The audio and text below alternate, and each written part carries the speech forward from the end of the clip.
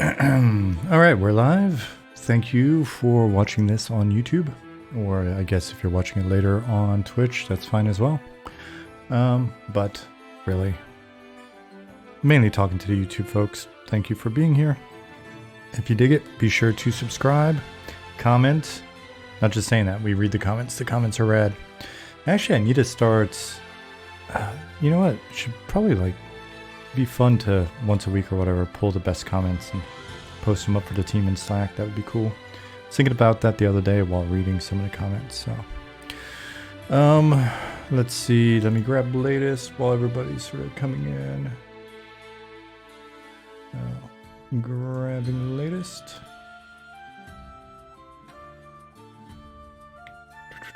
Is there anything else? Let me do something real quick. Pattis, first one in, and honestly I was thinking about you prior to the stream. Have you shown Monty stuff? I didn't see your stream.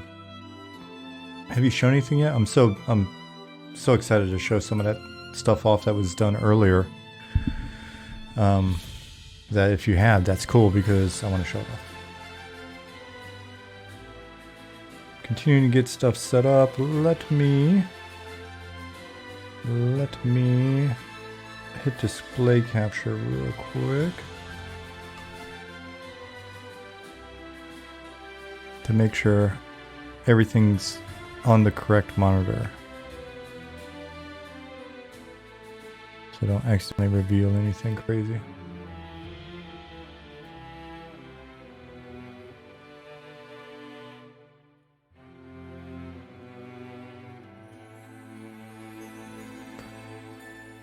Playing with the shaders, but didn't show any examples yet, which are more detailed than the limited stuff I was doing on stream as tests. So should I continue to hold off?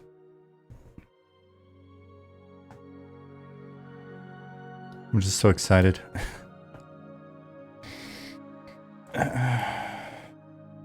Go for it.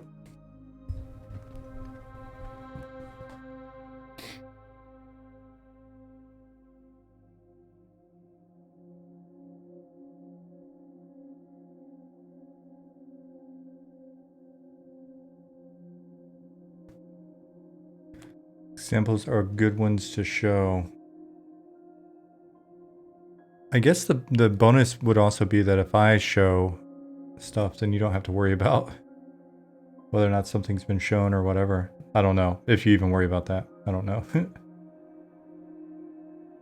Hey, Nicodemus, sorry about that. Talet, Chaz Solo.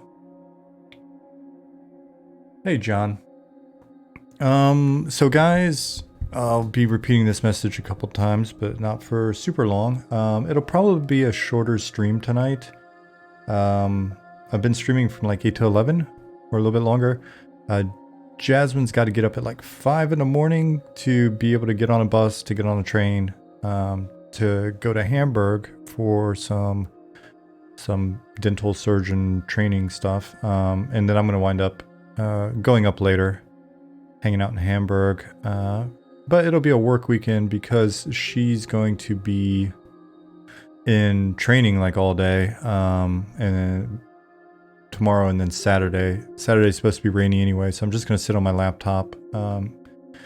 We know the hotel pretty well. It's a pretty chill apartment style hotel, so I can just sit there and do stuff on my laptop. But I cannot work. I don't have the editor and stuff on my laptop, so it'll be a lot of writing. We got some stuff coming up that needs written up, so.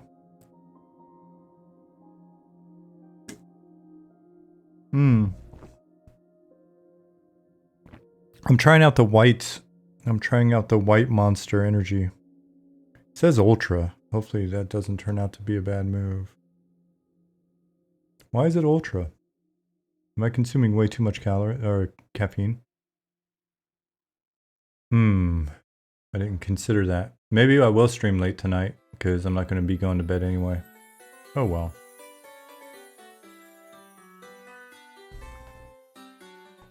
If somebody can figure out why it's called Ultra, that would be helpful.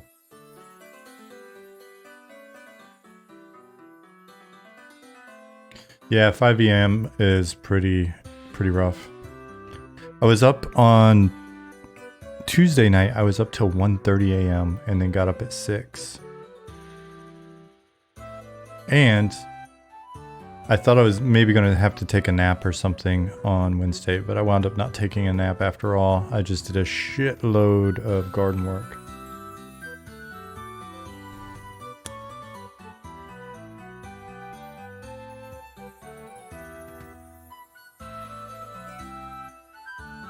So far, I don't, so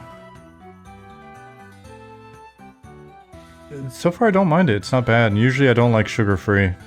But this isn't too bad. And, you said your son likes it, Pattis? You gotta watch out. Kids have enough energy.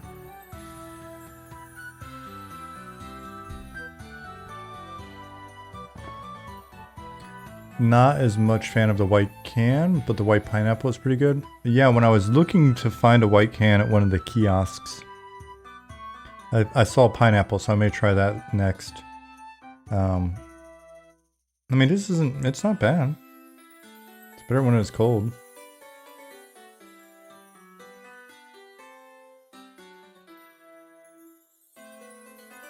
Yeah, you gotta watch the youngins drink the Monster Energy.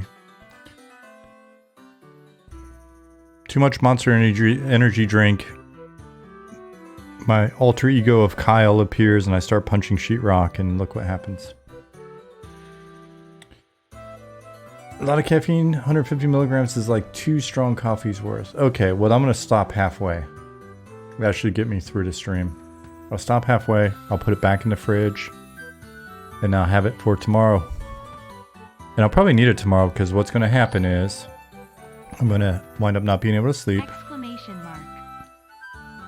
What's up, Indesty2? Thank you for the sub in 17 months. I don't know why subs are still happening.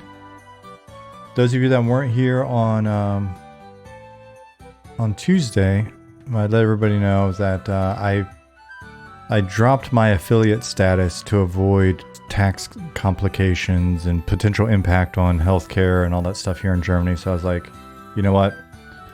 I appreciated the support. It's been really awesome. It's been, it's been helpful. But, oh, you're on a multi-month plan. Okay. So, yeah, I don't, I guess they do the fair thing and let that like run out or whatever, but yeah.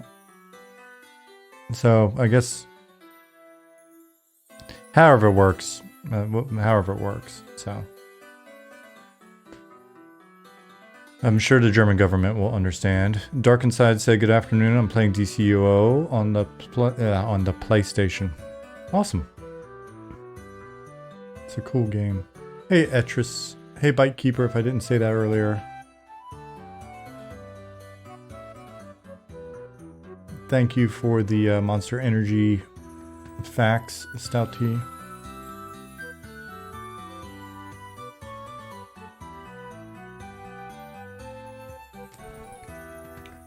Music's still good. I didn't change the levels, I don't think, but it seemed... I'm looking at the monitor. It seems like it's a little bit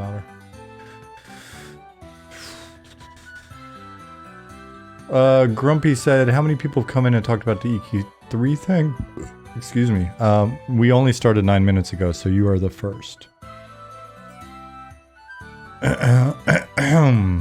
Excuse me. Pants Live said, hi, you interviewed Secrets a couple of years back. They have a new EQ emulator launching October 1st. It seems to be getting hyped. It is getting hyped, and I'm a big dummy, so I'm going to get Ali or Nick or somebody on the team to help me make sure I got everything set up for it. I'm extremely excited to get in there, and I hope a ton of people hop in and play on Quarm.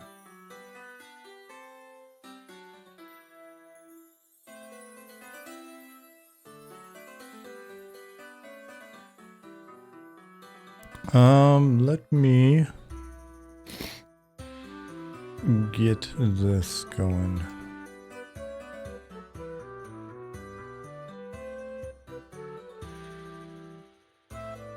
Discord for Project Quorum looks to be around 3,000 people. That would be too many for one server, maybe. I don't know. I guess we'll see. I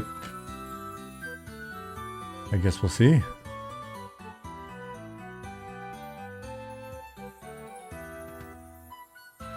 It's kind of a fun problem to have. Is there a link with info on the new EQ emulator? Uptown Coyote, check our Discord. I think there are a couple links in our Discord. Here. If you don't remember our Discord link, there it is. Sterling said, I think it's a good thing. A lot of green players looking for a fresh start. Absolutely. I've been dying for a new green. Or just a new P99. So that's pretty exciting.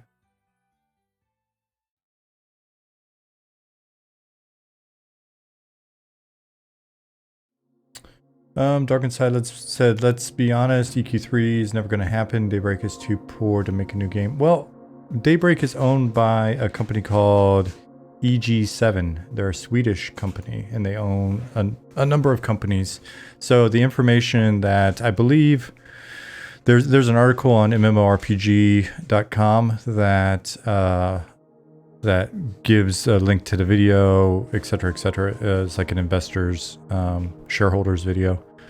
And they cover it there. They go through their financials and stuff. They've got the money to make it. The question is, over the period of time that they're basically discussing the ramp up and then the production start and launch date and all that stuff, the only question will be, do they retain that as a priority in terms of allocation of those funds, and is everybody happy with it? It makes a lot of sense if you're EG7 and if you're part of the shareholders for EG7, because essentially they've collected some good franchises, and the plan that they're discussing is one of, hey, let's take these franchises, they're known, they demonstrate really good consistency. The only one that showed inconsistency in terms of the numbers, and they didn't give the specifics, but just sort of the numbers and the engagement is DC, because it's very spiky. So DCOO is kind of spiky because it's, as was explained, it's more casual, and I guess it's kind of, the spikes are based on whatever content's coming out at that time. Falsey said, didn't the shareholders deck state that it is in the ideation phase currently with, so it's in the ideation phase, not in pre-production. I think they showed the new H1Z1 in pre-production. They showed Mech Warrior in ideation. They showed EverQuest 3 in ideation phase.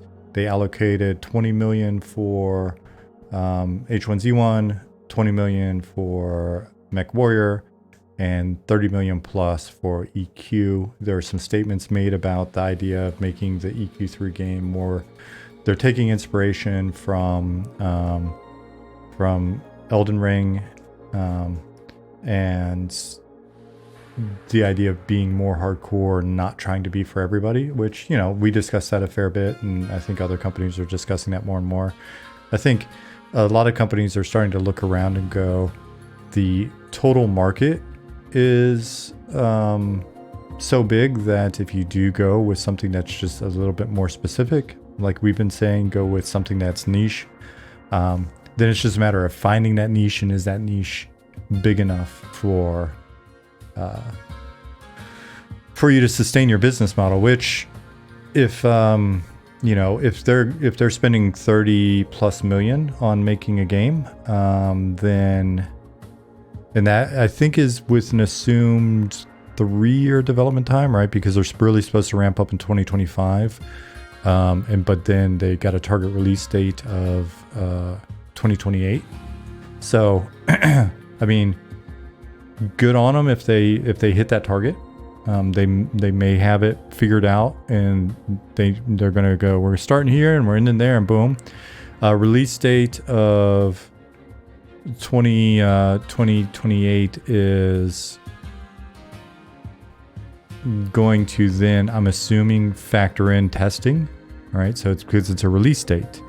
So if you do essentially, if you schedule backwards or do a walkback schedule from 2028, and then it needs to be in beta probably 2027 in some form or another, especially since it's a brand new game and not an expansion or something like that. So they don't have a lot of time to make it.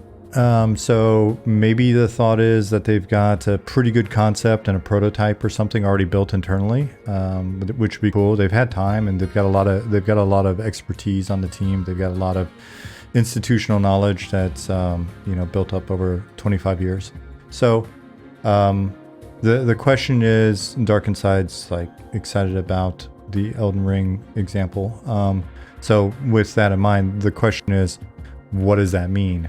Is it we're using Elden Ring as an example of an open world game with progression and a lot of the stuff that we like that is also just unforgiving and difficult and maybe not for everybody, but a lot of people will check it out or whatever?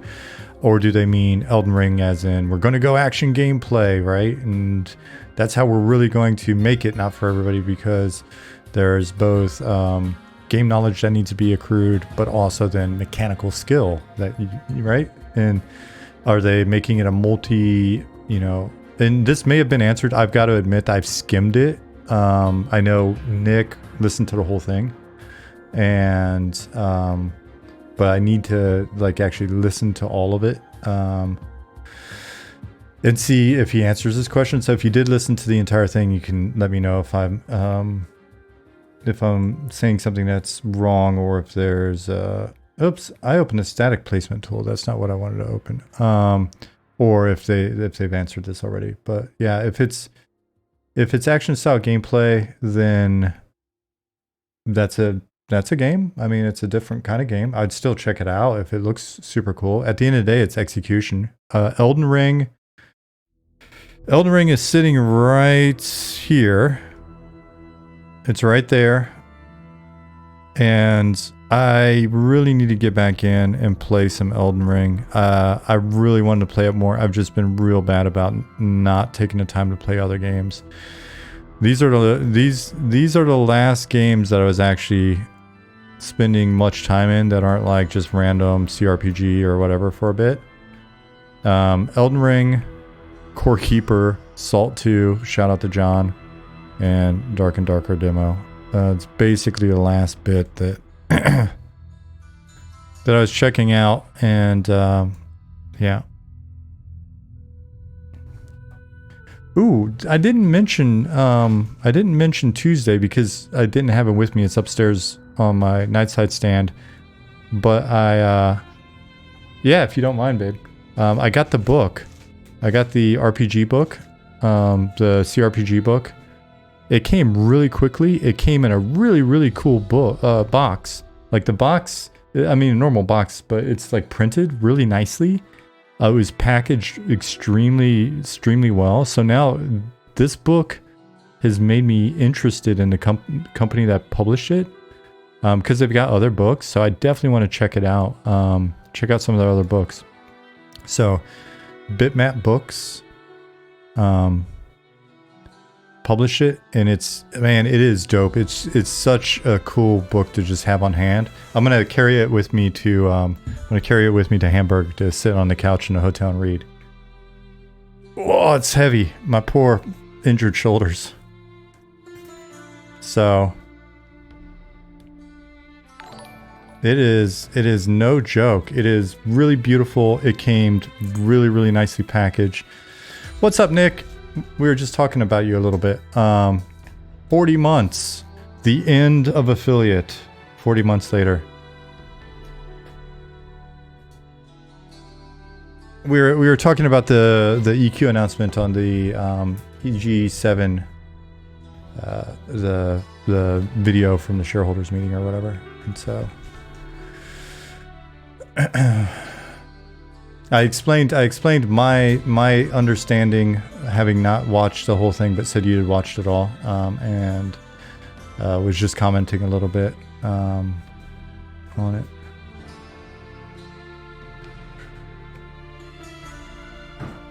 So yeah, did they? I didn't think Nick did.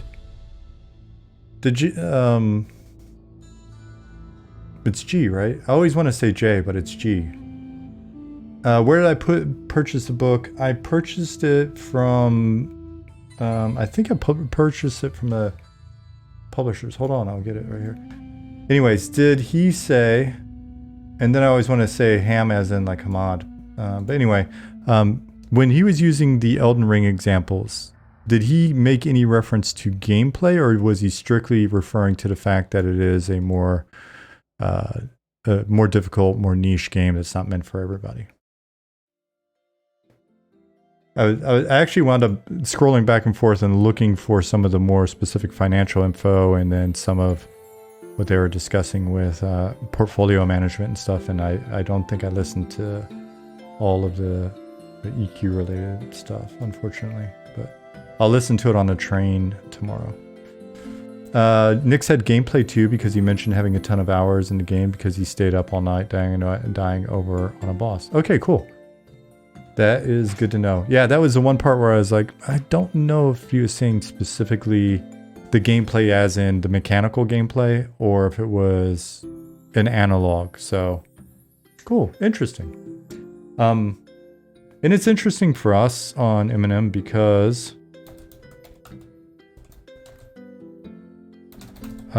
it helps us kind of understand what's going on with their franchise, because we know a lot of people, us included, love the EverQuest franchise. So there's always the question of like, are they going to announce a new EQ tomorrow and it's done? You know, like that kind of thing. And doesn't sound like it. So cool. Nicodemus, high quality retro gaming books, Bitmap books is where I got it from. And again, I don't know if I think we took the packaging out in the recycling yesterday because it was Wednesday. But like I said, the book came really quickly. I'm in Germany, so I got it pretty fast. So it may be, are they free UK mainland shipping? I might have gotten it faster because I am over here, and I guess maybe they're in the UK. Let's see. Different books they have. Video game art books, video game history books.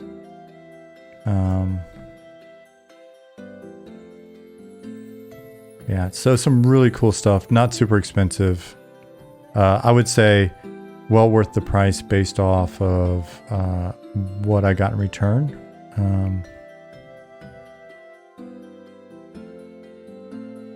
And yeah, it's super cool. So yeah, I wanted to show it off. And just let you guys know if you're interested. I enjoyed my experience with them, and Amazon has them used for $140. Well, that seems crazy. Why is that?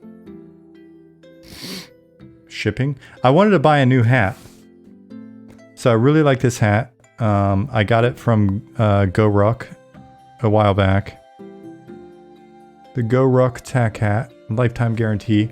My backpack that I use every day is a GoRuck backpack that I bought in 2011, and I literally use it every day. That's not true.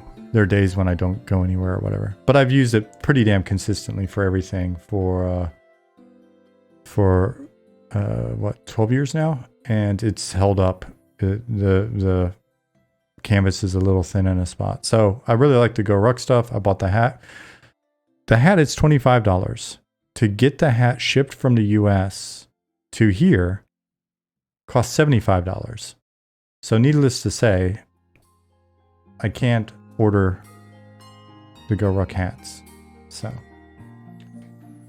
Maybe I'll get one next time I'm in the US, or maybe I'll just have it shipped to my dad's house and he can ship it over here for like $10. So I don't know what the deal is. All right.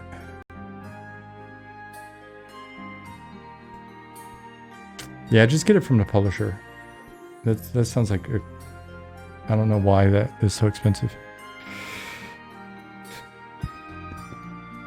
But anyways, oops. It's real cool. It's got a lot of great images and stuff in it.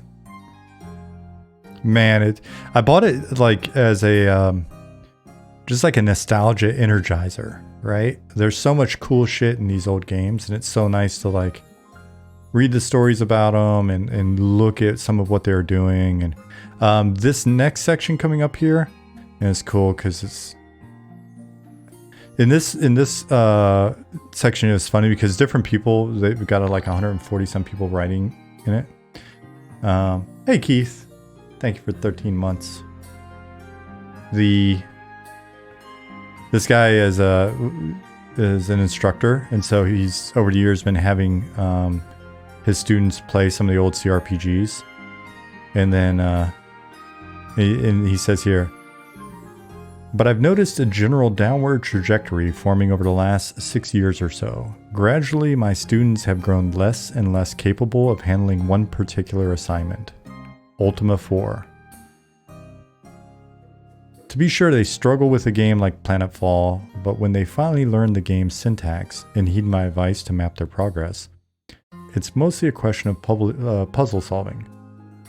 Defender knocks them down initially, but they soon apply the quick reflexes they've developed playing modern games and they're fine. Ultima 4 is another story. And he gives some quotes. It's fantastic. One quote, I've been very confused throughout the entire experience. I honestly sat there for hours trying to figure out what to do, and it just isn't making much sense to me now.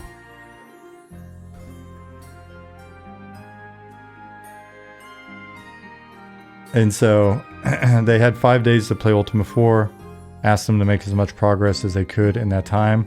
When I gathered to debrief in class, a few students explained how they'd overcome some of their difficulties, but the vast majority was utterly flummoxed by the game. As one of them put it, I'd say for gamers of our generation, an RPG like Ultima 4 is boring and pretty much unplayable. After removing the arrow from my chest, I asked him to explain why. It mostly came down to issues of user interface, navigation, combat, and a general lack of clarity about what to do and how to do it. I had supplied them with the Book of Mystic Wisdom and the History of Britannia, both in PDF form, but not a single student bothered to read them. They said, I thought that was just stuff they put in the box with the game.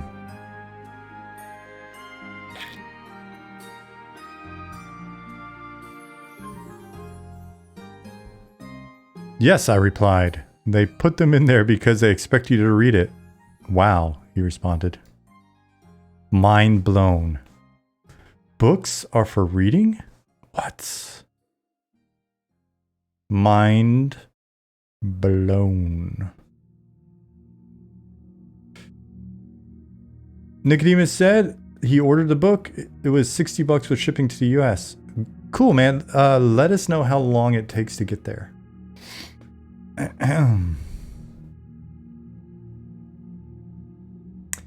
probably missed some people saying hello, so apologies. I was off in my own little world. So hello if you've come in during all of that. Spawn editor. Oh, that's already open. Well, I guess I just opened another one. Spawn inspector.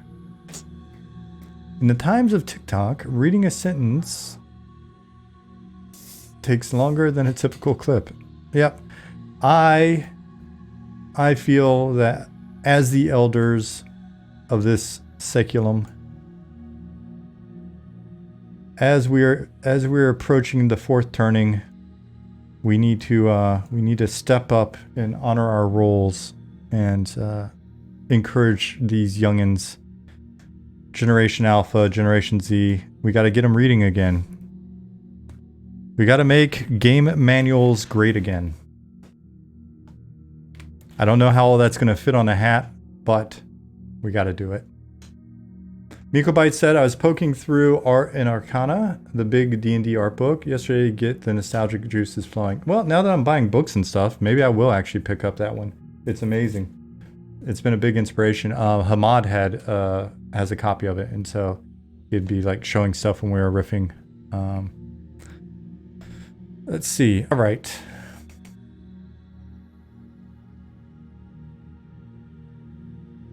If that keeps popping up, then I may have to restart my editor. Aslich, hello. Those of you that just came in, tonight's not going to be a super long stream unless I realize that the half a can of Monster Energy is going to make me not be able to go to sleep at a decent hour. But Jasmine's got to get up at 5 tomorrow to hop on a train, so I'm probably going to get out of here at like 10 my time, which is in an hour and a half. So apologies for ripping you off. Yep, this thing keeps popping up. Sungreet Strand, yes. Enable spawners, yes.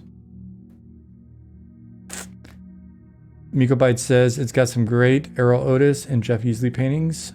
Was looking for the Ravenloft cover that I had as a binder organizer at school. Oh, badass. I like the old Errol Otis black and white stuff a lot.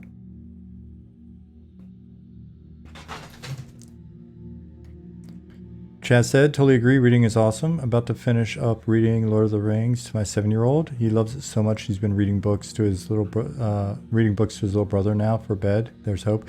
That's awesome, man. I am so thankful to my mom. My mom, she started me reading, I think as soon as I could hold up a book, she had the little, do you remember them? The super thin little, what was it, Golden Books? Was it called Golden Books? And they were the like really thin, simple ones.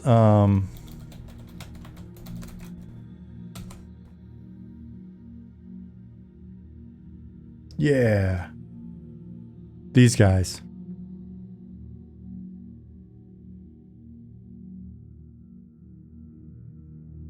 Dumbo and yeah, so she got me started on these. Oh, I remember this one. I swear. So she got me started on those and then pretty quickly upgraded to they were smaller but thick. And it was like Jack and the Beanstalk and a number of the just kind of the classic ones. Oh man, you're taking us back to okay. It's new theme for the stream. I thought I was going to be able to get some work done. I just got to be super busy when I wake up. I'm not going to go back to sleep when Jasmine gets up because I've got to get some editor work done.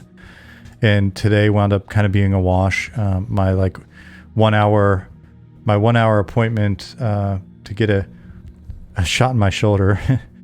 Tomorrow's the shot in the neck. Shot in the shoulder today wound up being at a totally different clinic than I thought, which is like 6 kilometers away. So it wound up being like a 2.5 hour appointment. I just didn't get shit done today that I needed to, but got some other things done. And I'm not going to be able to work over the weekend in the editor. So tomorrow morning, stay up. Oh, the pokey little puppy. Stay up, hammer on editor stuff, and then I can do the website and other writing stuff on my laptop. So that's the plan, guys. Even though you didn't ask, that's the plan. And so for now, we'll do some more nostalgia. Home Shopping Network channel? Yes. I've renounced my affiliate status with Twitch, and I am now an affiliate with Scholastic Books.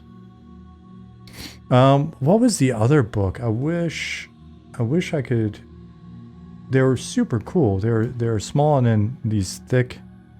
They were thick as a kid. So anyways, went went through those, and then from that point forward, it was just like regular books. I was like, I don't know, 6, 7, I think. You said, Chaz, you're 7-year-old. Oh yeah, to choose your own adventure books. Like when it was Scholastic Book Club time, like was that every month in school? Man, and my parents always like made sure that I could get some books. I wonder if any of those books are worth quite a bit nowadays. Probably. Yeah, the Scholastic Book Fair was really cool back then. Berenstain Bears, yes. And then all of the like Garfield and all of the like comics and stuff. And it wound up, it's funny, man. It was a quick vocabulary builder. And then it got me, I remember reading like The Hobbit and then Lord of the Rings was it was while I was still in Germany. And while we lived in Bad Kreuznach. So I had to have been 8 or 9, I guess, when I was reading those. Calvin and Hobbes. Calvin and Hobbes hits me a little too hard in the feels sometimes. Richard Scarry books. Yes. Yeah, the art was kind of rough though.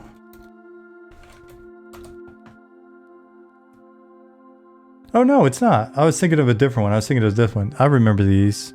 Okay, yeah, these were cool. I think I was thinking of, was it Scary Stories to, was it Read in the Dark maybe? Was that it? What was it? It had like something Scary Stories. Scary Stories to Tell in the Dark. Oh man. Gives me goosebumps just looking at the cover. Oh, this cover used to sketch me out so bad.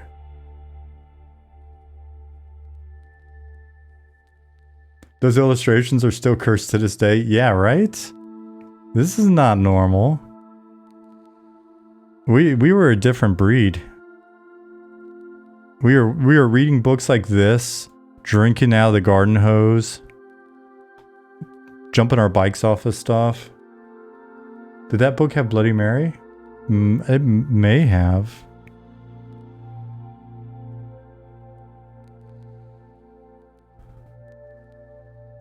Riding in the back of a truck, no seatbelt. Oh my god, that was sketchy sometimes. When you're bouncing up over the lip.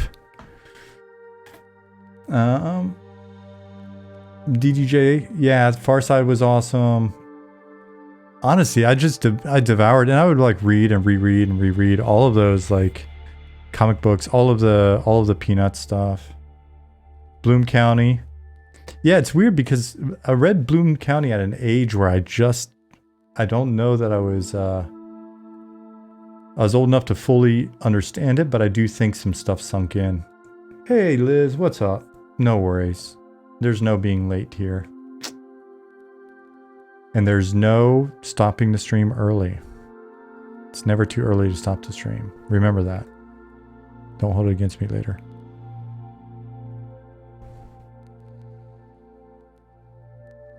Dude, I'm having a little trouble looking at these illustrations right now. Ooh. Jasmine's coming to look. She's like, ooh.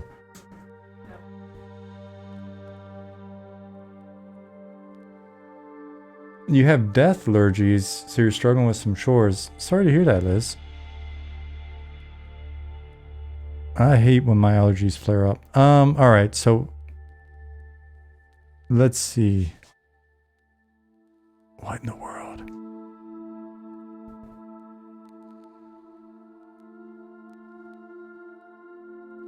Oh man,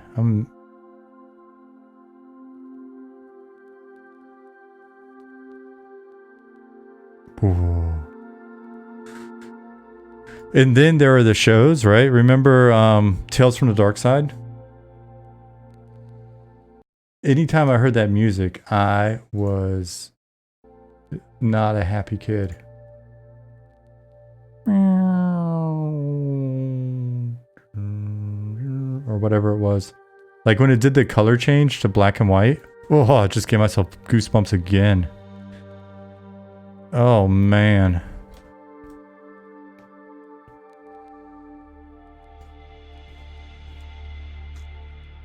Tales from the Crypt. So by the time Tales from the Crypt was on, I think I was a teenager.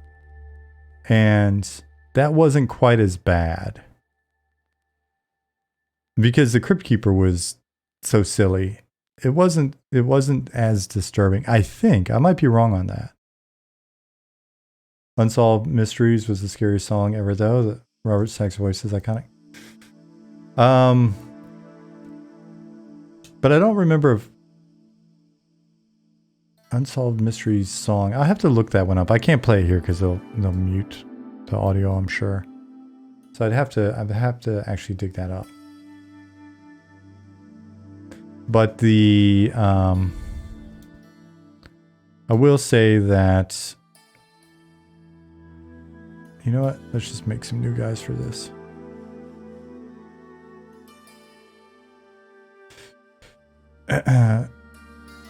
Elvira was not, I don't think Elvira ever scared me, but I definitely was interested in Elvira as a young teenager. X-Files was wild. Theme song. Yeah, X-Files theme song was good. And X-Files in general was good. Definitely. Definitely had a few episodes that were a little like, scary. Mikobite said Tales from the Crypt was either campy or chilling. Sorry, I'm moving some stuff around so I can see on my other desktop. Campy or chilling to the bone, with no middle ground or warning which was going to be. Fair point, and that may actually be some of the charm. Jasmine, did you see Tales from the Dark? Or sorry, did you see Tales from the Crypt? Yeah. Okay, good. Need to dig up Tales from the Dark Side though. Still fan of Twilight Zone. I used to love the Twilight Zone marathons during like the holidays. It all, you know, like on Sci-Fi Channel, it'd be like what, New Year's or Thanksgiving. I'll be honest. I used to be a big horror buff. Like I used to love like horror and gore and stuff like that. And I found, like, I realized after a while that it was actually, it introduced like some like negative vibes. I stopped watching it because I don't want to sound like the biggest wimp in the world, but it really would like weird me out at, like, when I'm trying to go to sleep and just, you know, like, oh, just get those weird feelings and stuff. So I just stopped watching them. And it went away. Nicodemus said, this house for sale on the river, a good location, good fishing. Just have to deal with some local fauna. That will wind up being a topic later on. One or more plots may be acquirable by players, so we're going to play around with that some. Let's see what else. Bitekeeper, I'll come back to the Unity question. This says, I find that with a lot of scary things, there's a part that's just daft, so it isn't immersive, and I might jump at the suddenness of something, but I'm not physically scared. It's the real stuff that freaks me out. Yeah, some of the movies that got a little bit more torture porny, I was like, okay, not sure how I feel about that. Yeah, so overall, a little bit of negativity that I don't necessarily need. Black Mirror is the modern Twilight Zone. It's not bad. There's a lot of good in Black Mirror, especially, I haven't watched more recent seasons, but I've seen the older, like I was watching them before kind of religiously. I like some of the analogs, right? I like the one I find interesting is there was one, was it with John Hamm, the Mad Men guy? Wasn't that the one where if you violated the law or whatever, you could be punished by basically being derezzed in everybody's viewers or in everybody's eyes, I guess. And so you're just kind of like this blur or fuzzy blur or whatever, so you can't be seen anymore. I thought that's interestingly analogous to different things where, you know, think about it. I'm not saying this could or would ever happen to me, but because, you know, we don't talk politics here and blah, blah, blah. But in theory, if somebody got mad at me and said the right things in the right environment to trigger the right people, I could wind up having, you know, being removed from social media. There was who was the guy? It was an indie developer who, for some reason, it was like an innocuous game.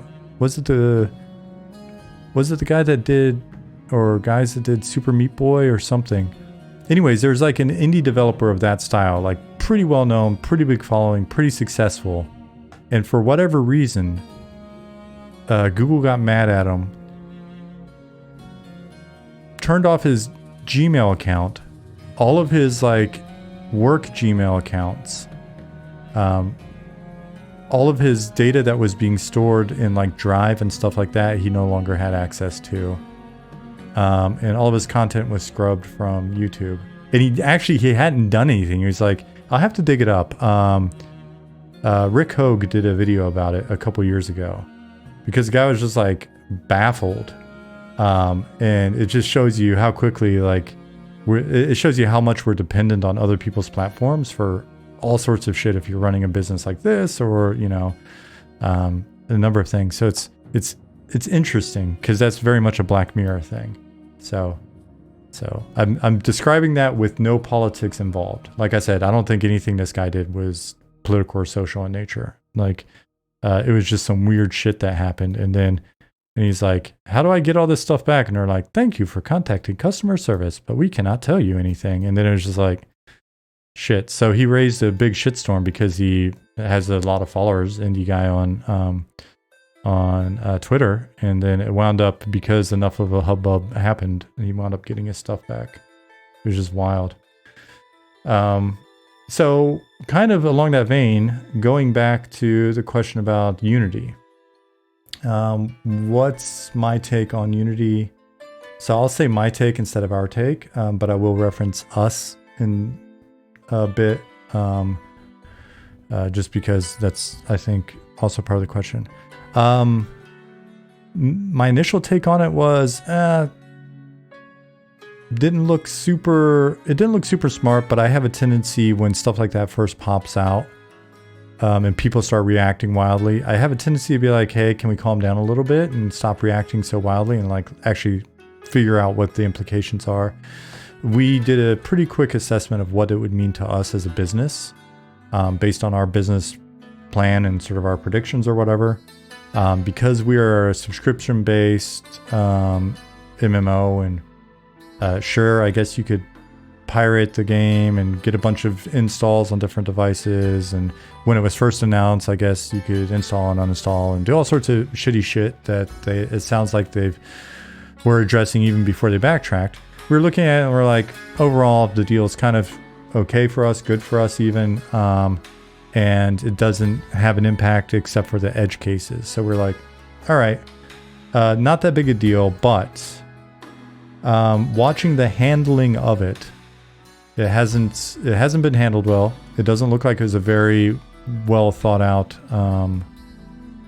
plan, to be honest. It was interesting to see the impact that it would have on like, sorry, not just free to play, but like hyper casual games. Especially the idea is that they immediately pissed off a bunch of hyper casuals like Voodoo and stuff like that. And so those companies were like, we're out of here. And they pulled out of their, I forget, did they buy Ironforge, or I forget which one Unity bought. I thought it was like Ironforge or something. Anyway, so they not only pulled out of using the engine, they're also not using their ad service. And, you know, having the second biggest kind of like ad service in mobile or whatever. It seems like it's a decent business model. Or at least that's what they're shooting for. Iron Source. Okay, cool. And so to me, it sounded kind of counterproductive. It's like if the people you're making ad revenue off of, or chipping off ad revenue or whatever, or trying to get to use your ad service, are then going to bounce on you because you're kind of effing with free to play and especially hyper casuals. Okay, because like hyper casuals, like they'll make 10 new games a week and just spam them out there, and you know it's essentially the the Flappy Bird kind of market, right? It's like the weird shit that you see ads for, which then you play it and you got to keep the marble on the track, and then you're getting served ads, and then that's taking you to other stuff and blah blah blah. So I just thought it was kind of like not well thought out, but again, because it's not really directly affecting what we're shooting for, it wasn't like going to quickly start to dig into numbers and figure out how it's affecting other people. I figured there'll be articles written about it. Since then, a little more information's trickling out from inside the company and stuff, and it feels like, or it sounds like, if you take sources at their word, it's been pretty unimpressive. Their whole lead up to it, their whole execution on it, who knew what in the company and all that, very unimpressive. So the standard line that we've been given, and it's true, right? I think Ali said this in Discord, and we've been saying it is, we are always looking at anything that may impact our business in the long term. And whenever we spot stuff, I'm not saying we're always doing this, right? Because I want you to think that we're super hyper organized and within our rhythm of businesses.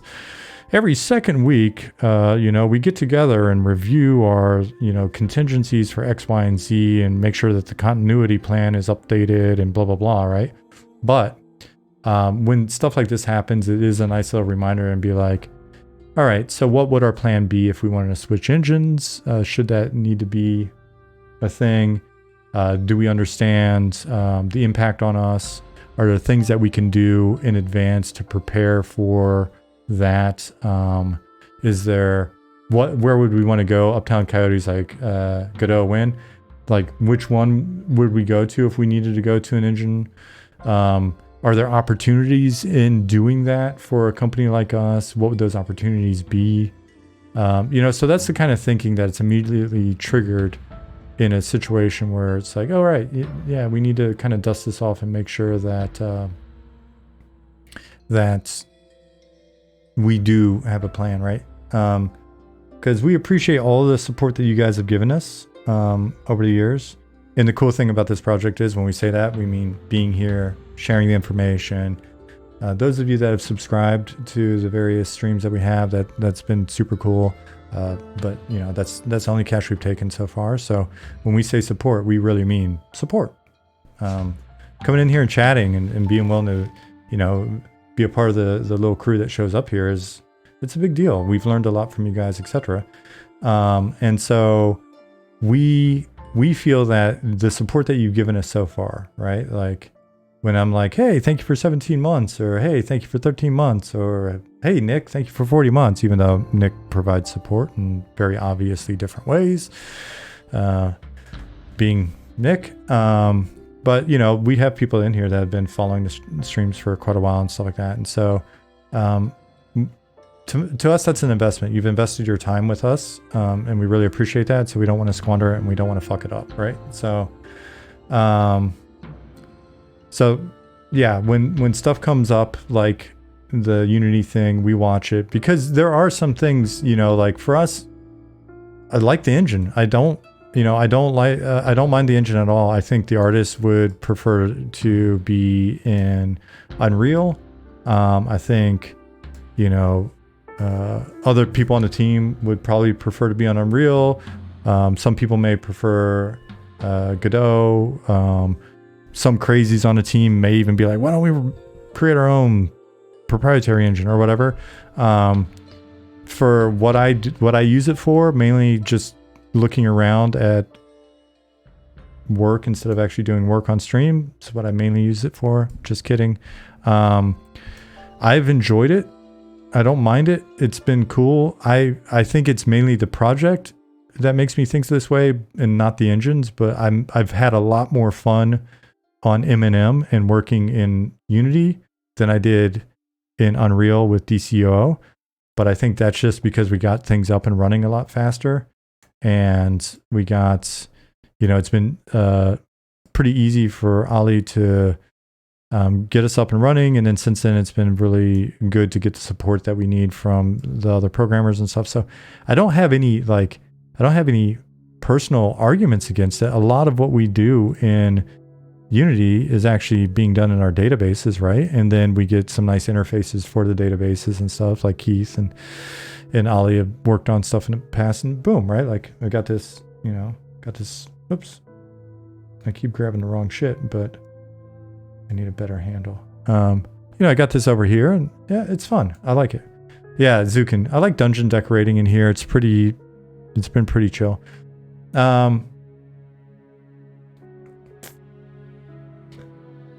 But I don't know. I was using both of them in late 2016, early 2017. I was actually in both of them prototyping stuff, mainly in VR. And I think even then I might have gravitated towards Unity. But, I would have to get back in and see if there's anything that's weird about it. So I don't have a strong preference. It's going to come down to really, if we think there's risk and we want to move, then that's a big discussion to have. And it's going to come down to Ali really making the call on the tech side. If we had to move everything to Unreal, is there any sort of suspected timeline that it would take to convert? 3 months, 6 months? I don't know that it'd be appropriate to say, just because I don't think the full assessment has been made. But I can say that when it's been discussed in the past, it hasn't been a horribly huge timeline. That said, you never know. You might be in the ballpark. Aslich said, sounds like someone needs to make Unity Unreal auto migration tool. It sounds like a number of people are already. So that's the other thing that's interesting as well. This has catalyzed a lot of action on that front from people.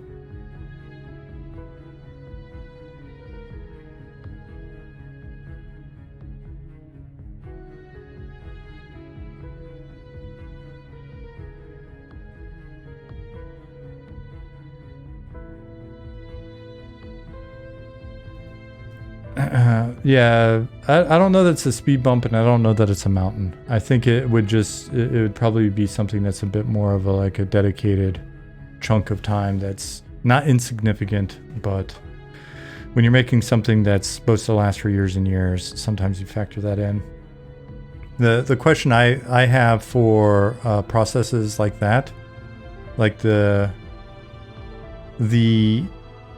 so look at what we're doing here. And so this is one of those questions, if a migration's ever being considered, that I would have, which is, our game is a lot of data, right? Like, that's why this looks like it's painful and slow to work in and blah, blah, blah. But at the end of the day, we can make the interaction with this data quicker. But the simplicity and ease with which we can scale our data is critical for making an MMO, right? We have 2,661 items in the database already, right? And we're a tiny little team. We have 1,700 unique NPCs in the database already, right? If we go to abilities, we've got 686 unique abilities in the database already, right? Our bread and butter is data, and so it comes down to, do we get this right? Do we have the right data, and are we managing our data well? The tech, like the server and the networking, is important. And so then the question is what's been developed for one engine, how long does it take to migrate to a new engine? Does it still work? Do we lose all of that, or is it just something, right? So that's a question, right? Because we're data, we're interconnectivity. Then the other questions are these assets. If we've built a scene, if we've built a map, can we export that and import that into the new engine? The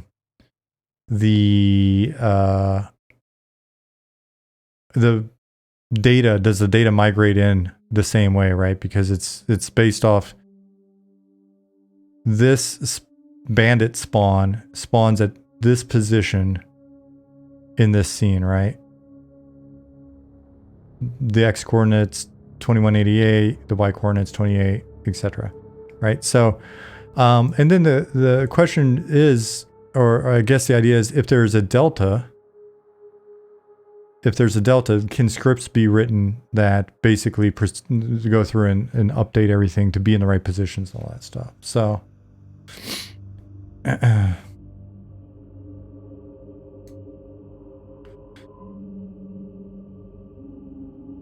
yeah, Secret said, I don't think Unity is going to go through with the licensing fee. The question really becomes for a lot of people then, and I think this is what's been discussed the most. And at first I was kind of like, yeah, whatever, but I kind of agree. It's all right, but you know, what are different developers' stance on the company longer term, and that's something we'll figure out.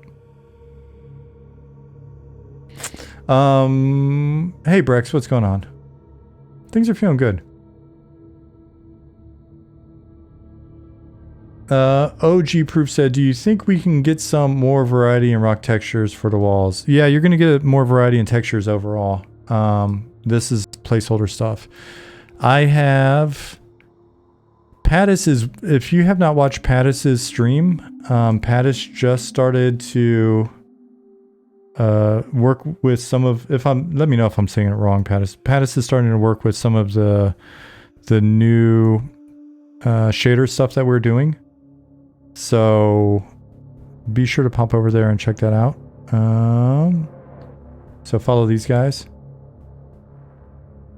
Just saw Pattis' stream this morning and the shaders to make things blend really nice. Yeah, so I asked Pattis if it would be okay, because I wasn't sure if he had already showed it. If I could show some of the texture stuff that was the... when Monty was kind of pitching things, he was showing us stuff that he was doing with textures, and so yeah, Pattis said it, you know what, it's cool because we can show off some stuff and then you'll see it actually in game. So I might do that right now. Might make the command decision to do that since Pattis said the same thing. Yeah, secrets. First of all, hello. Everybody's extremely excited for the new server. I was saying that as the weather gets bad and stuff, I'll definitely be in there. Maybe I'll do another stream per week, just to have a playing on the server stream. But sounds like they were saying you've got like 3,000 people in your Discord for it, which is exciting. So it looks like we're gonna have some people to play with.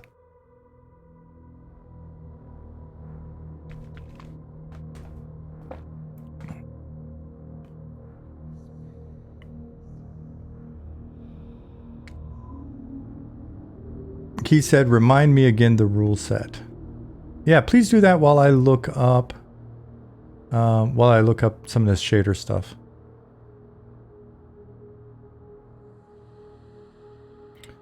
Keith said, I love being able to run the server and client locally while doing my dev work. Just hit the play button. Such great integration to speed up development.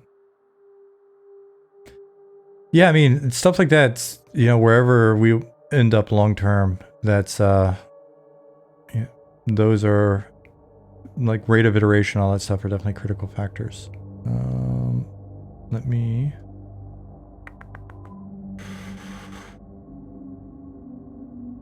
Did I have something hidden here?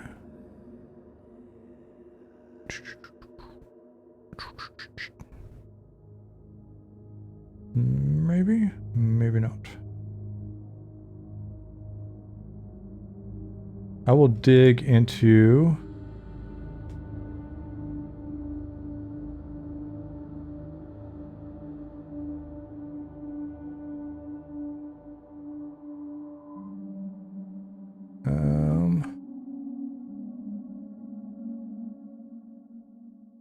I'll find the video from Monty first. Actually, I think I've already asked Monty if I could show stuff, and he said yeah. Whoops. I hate when that happens. It's still Robert's cool music, but it didn't loop the playlist.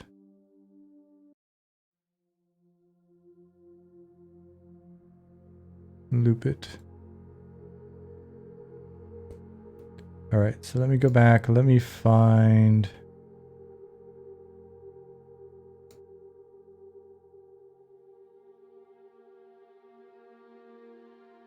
Let me find this thing.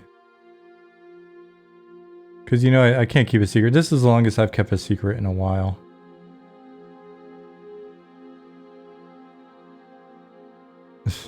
Yeah, I'm not really a secret keeper.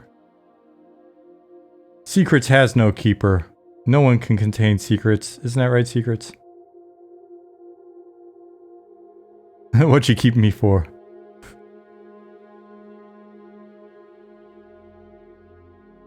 Keeping you for the apocalypse. Release the secrets.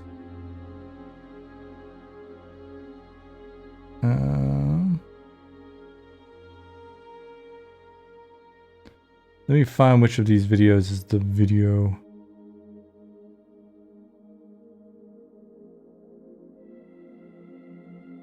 Okay, this one's a good video. Secret said, for those of you that didn't want to click the Discord link, in response. Oh, first of all, before it goes too far away, Brex, let me finish reading what you said. Brex said, things are going great, been able to get more out of life recently, and wondering how stable the game is for testing. First of all, that's awesome to hear. Good for you, Brex. Game, last we checked, pretty stable for testing. Don't be surprised if sometime in the next, you know, in a bit, but this year, we get you guys back in. We'll keep it that loose for now. So the rule set for Project Quorum is, it's a time block progression server, 9 months of Classic, 9 months of Kunark, 9 months of Velius, 9 months of Lucklin, and then Planes of Power is the finale. One box policy enforced by IP and manual CSR intervention. That means your ass will be intervened if you try to get crazy. Error restrictions apply to prevent out of error mechanics. This is done selectively. So I'm super excited for it. I love the slow progression on the releases. So that's gonna be cool. I think the easiest way to show this would just be to download it. So I'm gonna download it real quick.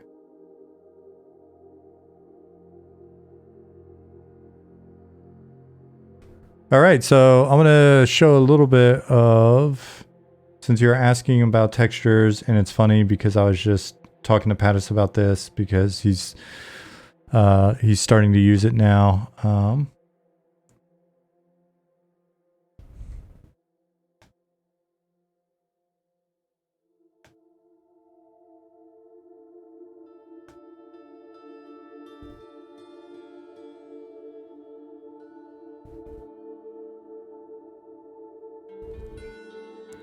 So if you look at the blending that's going on, you'll see that it's using the height data of the texture below. So it gets those nice fills and stuff in and does nice realistic blending. So you can see like the sand going into the cracks.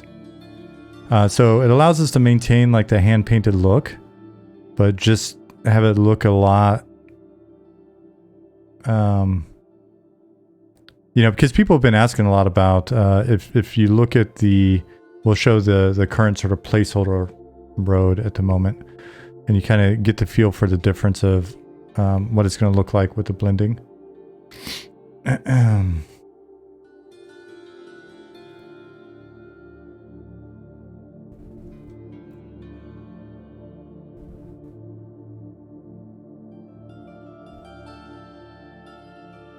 And so you can see it blended up on some of the rocks in the background and stuff like that as well.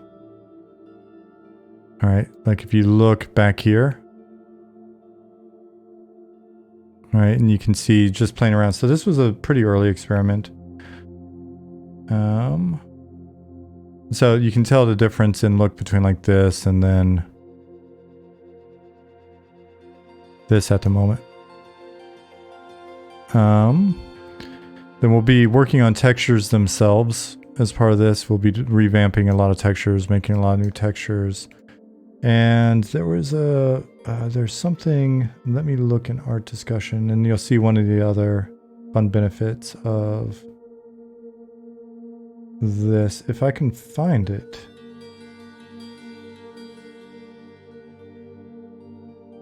The one I'm looking for, those of you in Slack, will be the various examples of different kind of like biome stuff. Okay, so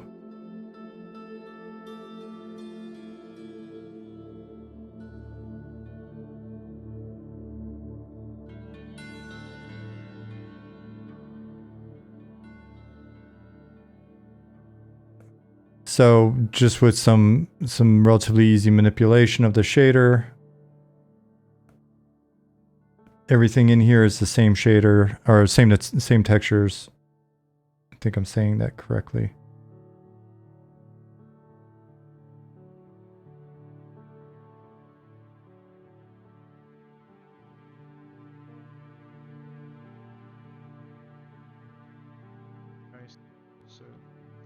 That off.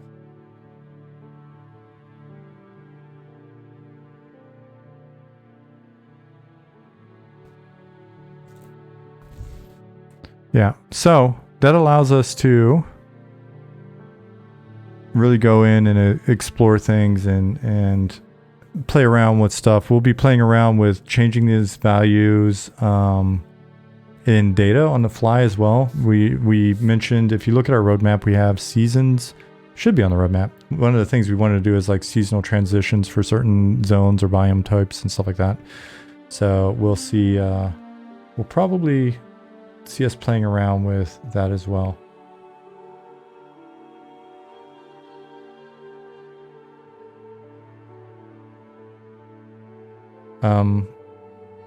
And just some of the stuff that's been going on behind the scenes, looking at how the shader gets applied.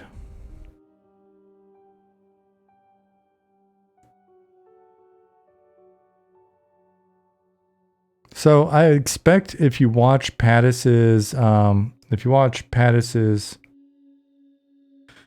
streams going forward, you'll see more and more of this stuff coming online, I'm assuming. And so some of the stuff that we'll be looking at is we can use this for moss, we can use this for snow, we can use this for switching up some of our textures and being able to produce different biomes a lot quicker. So that is... Patos was doing some of this on a stream earlier today. Nice. Yeah, I've got to catch up on it. I had just seen the reference to it. So that's why I asked if it was cool if I could go ahead and show some of what we had been looking at before. So yeah, I'm super amped on it.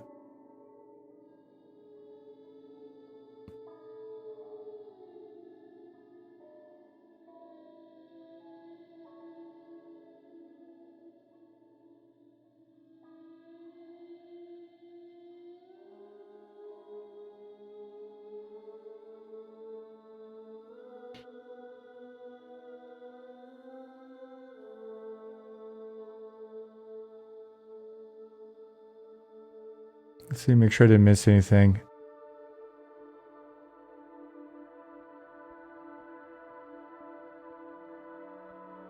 Cool. You guys are just talking EQ and stuff. Awesome.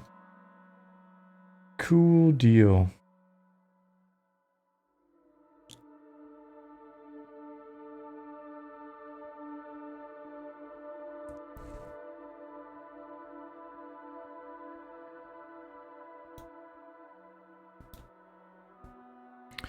All right, so let's look where we're at.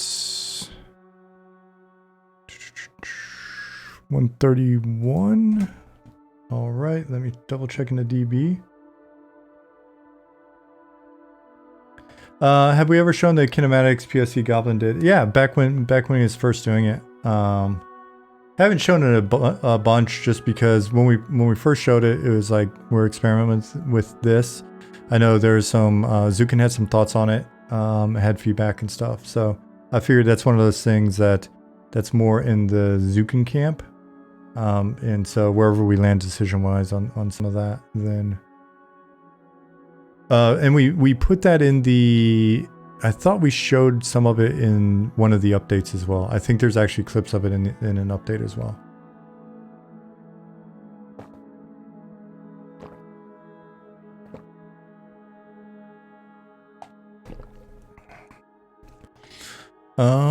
All right. So now all of that stuff is out of the way. Let's pretend to do some work for a little bit. And every once in a while, I'm going to just look over and read what you're talking about in chat. With regards to like EQ3 and all of that stuff.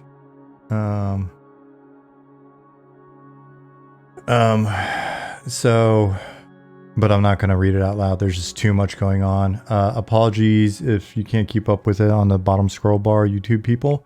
But, I mean, that's what you get for not being here. You don't get everything for free on YouTube. Zukin said it only works on stuff with humanoid avatars, I think. So even the skeleton, it doesn't work unless we abandon the falling apart animations. Then it just kind of becomes a question of, is that fine, right? So I think that's something we can discuss later. I thought some of the little stuff that was going on added some extra life, but I can also see some of the points I think you raised before, in terms of if it's too exaggerated or the character's constantly looking all over the place, that gets weird. I didn't really like that I didn't like that aspect in EQ2, but I did kind of like some of the little, yeah, so it's yeah. We'll figure it out. The cool thing is, if we're not being forced to do like a big invest and like, oh, we've got to redo all the characters to use it. And if, you know what I mean? Like that type of thing. If it's just something we can look at, play with, and make a decision, then cool. Zone spawn. Show all. All right. So where are we at here? 131. Righto. So let's do 132 over here.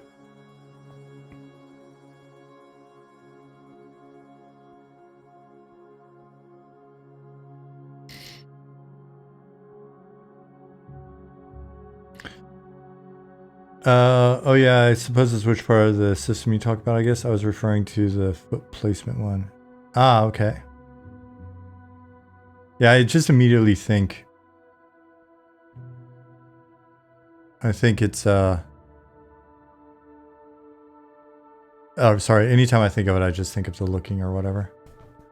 Zukin said, I think if it only works on some and not some models and not others, it becomes distracting, so...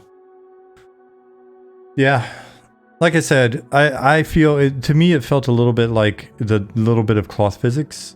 It was just enough to kind of like when I noticed it, I was like, oh cool, I noticed it. But like I'm not dead set on it. I think it's something where if you feel super strongly about it, then it's probably one of those things that we could probably all look at and go, all right. If you're like, I don't know, you could probably badger the shit out of me and I'll eventually go along with it, even if I'm not super happy about it, then that may happen as well. So you never know. But at the end of the day, Zukin, as long as you're happy, I'm happy. The only part of this stuff I feel works is the subtle mouse turn animation stuff they wanted to replace the strafe animation with. Interesting. Like, I didn't consider that one at all. But it's funny in that case. It's doing something that was going to be done anyway. So.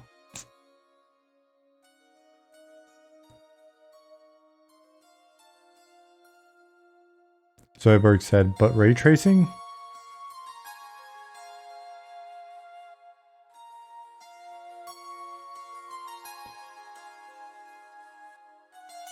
We need to. I really look forward to, and I know I say this a lot, and it sucks because I'm in a, like, Ollie and I are in a time zone where the bulk of the rest of the team is at work, and folks are working in the office again and things like that. So it's not as easy for them to like hop on stream.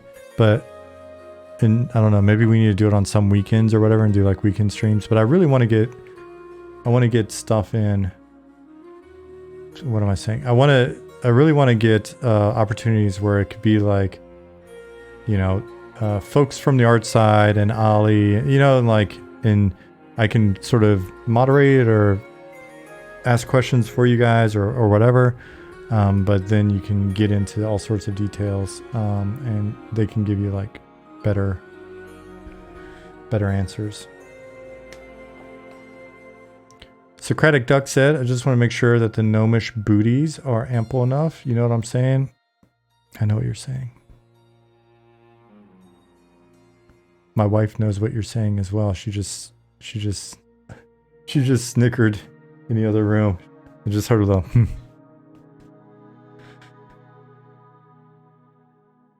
A bit more of a team stream, not individuals. Some team streams are good. Team streams fulfill the dream. Team stream.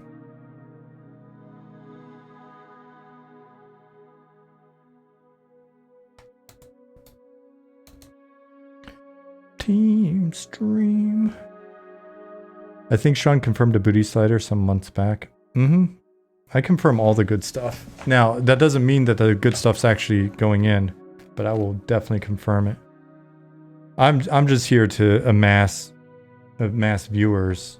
I'm not here to actually fairly represent the product.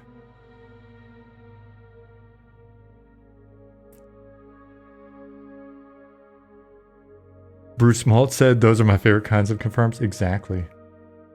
Because it gives you hope, but there's also a bit of mystery. You're like, I hope this is true, but you know what? I got the feeling it's not.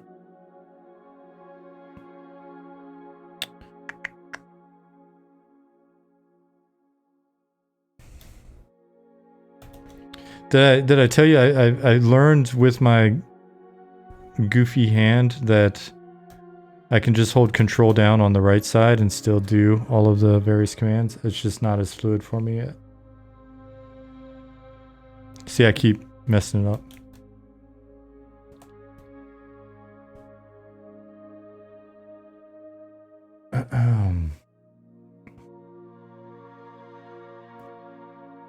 Yeah, I think I've got to restart. I got to restart Unity. What is this shit about? Oops. I know what it's about.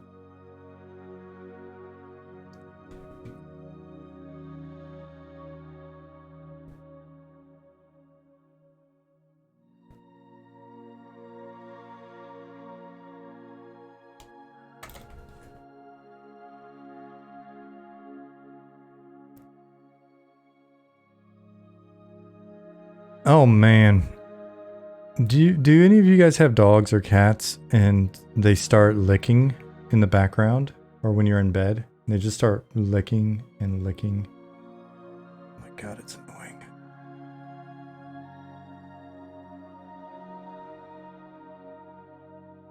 Chewing their leg and farting. Mine doesn't really fart audibly.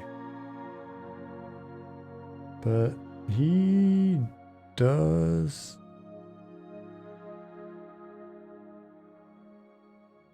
What in the world's going on here?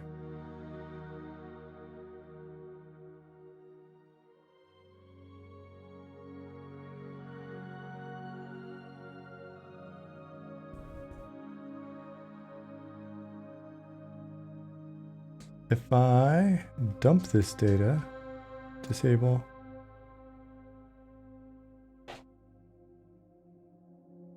Enable. Hopefully those guys aren't there, because I might have... Okay, good. Alright, I'm going to stop with this one. I'm going to have to get with you, Keith, or I'm going to have to debug that separately, but for now, I'm going back to old Trusty for a moment. If I can remember where old Trusty lives.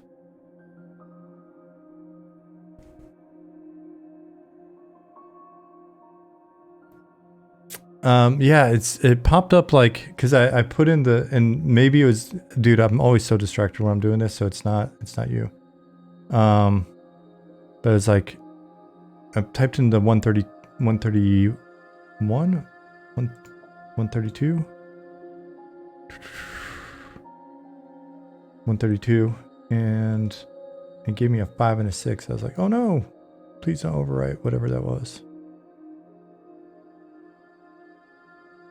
Oh, interesting bug. Interesting bug. All right. I think we have to manually add the zones because this happened with Telekir a while back. Like we have to actually manually edit the zone panel script to add in Sungreet Strand. It's not in the list, so I won't be able to use that. Yeah, because the zone names were changed. I went in the database and just updated the zones. Like, so all of this data that shouldn't be showing anymore. Let me reopen that.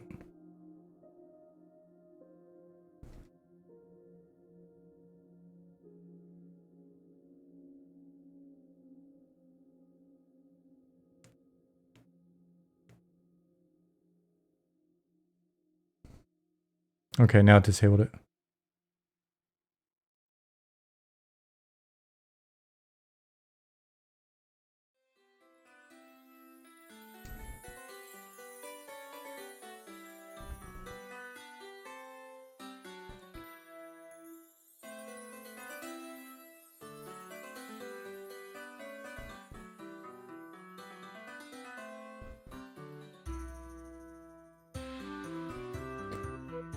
As I said, what SQL engine is this? I just know that we're in Heidi SQL.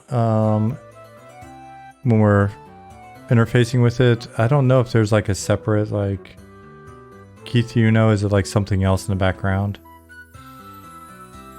I remember MySQL or something like that being discussed back in the day, but Heidi's just a client, but I'm trying to remember what we're actually having in the back end. There's a lot of that type of stuff that it gets said and then I just forget it. I'm like, whatever, that's not as cool as dragons and shit.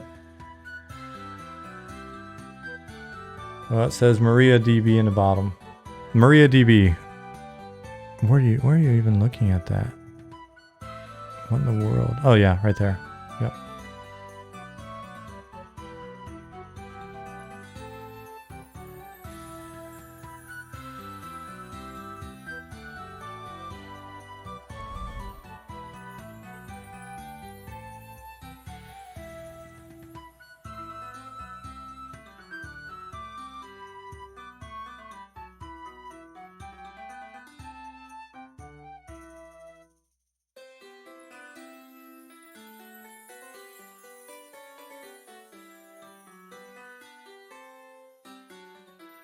I'm looking at all the info here.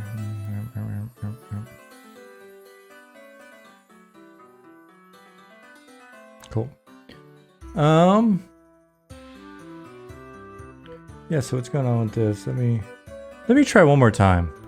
Keith, are you saying it just won't work? You said not ready for prime time, or was that just a random issue? Let me load this up again.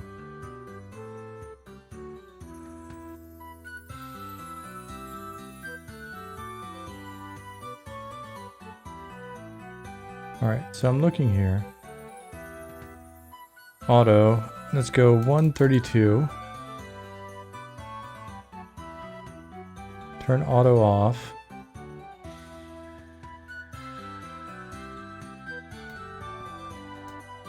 I'll use the search function. SGS. Here, I'll do it where you can see it actually. So I've turned off auto.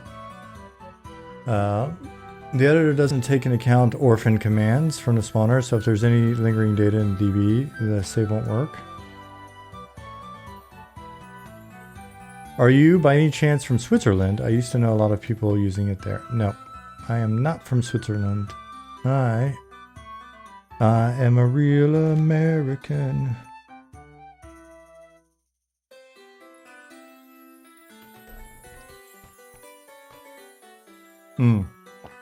Nicodemus. Nicodemus is also not from Switzerland. Nicodemus is also a real American. Fight for what's right. SGS. We'll use placeholder. Okay. Create a click. And it's a number 5 Abadabad. Damn it. Damn it.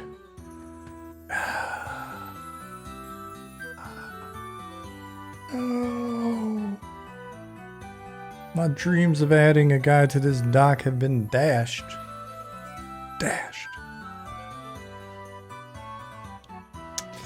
Keith, we're gonna have to talk, buddy. I thought this was working the other day. Wasn't this working the other day?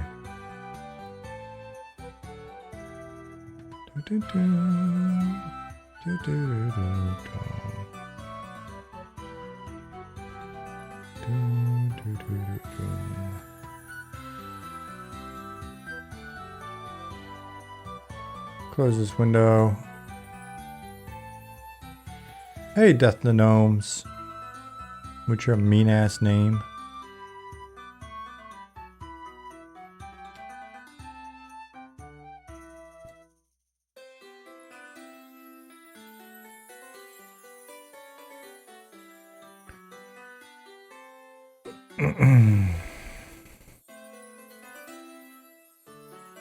What does the console say?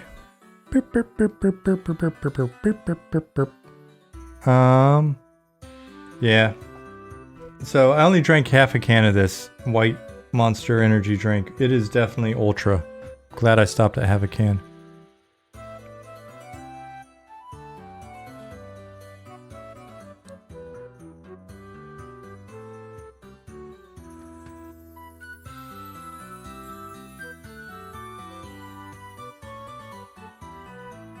The console, can you read it from there, Keith?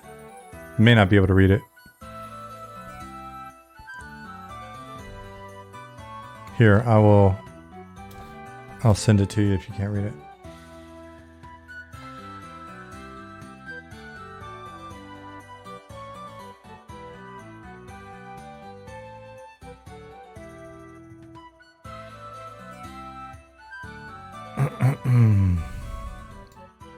I'll send it to you in Slack. Schlock.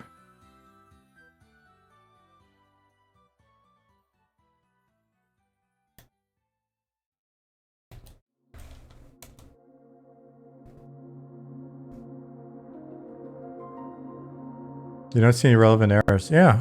Well, that's good, I guess. That's alright then. But I can't add any more dudes in here until we resolve some things. I could have sworn maybe John had me do it locally. The zone panel.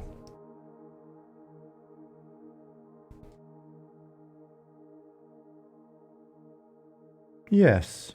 Let me whip out my handy development tool.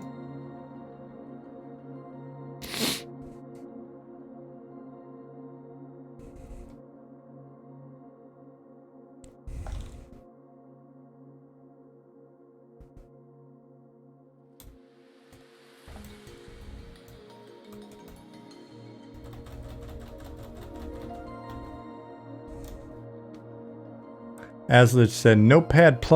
You can take one of those pluses and you know what you can do with it.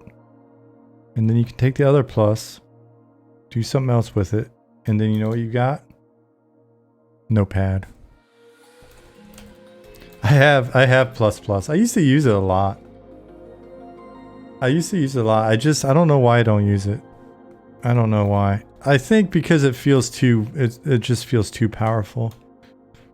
It's like how a lot of people feel about firearms. I don't.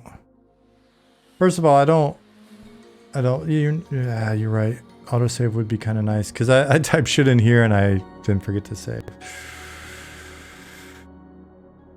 I love Notepad as much as Xcava. Visual Studio Code works real seamless with Visual Studio. Yeah, but you gotta understand, I never really used Notepad for anything other than typing in notes. You know what I'm saying, dog?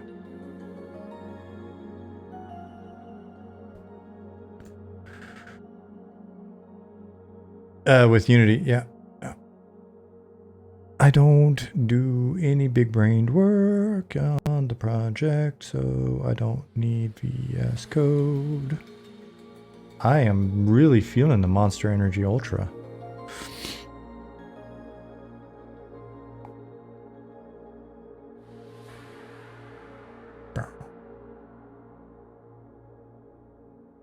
It's excellent for catching mistakes, highlights, and Look out walls. I can't. All the first of all, we don't have sheetrock in Germany as much as you would think. Most of the walls are actually concrete. So if I Kyle out after drinking too much Monster Energy,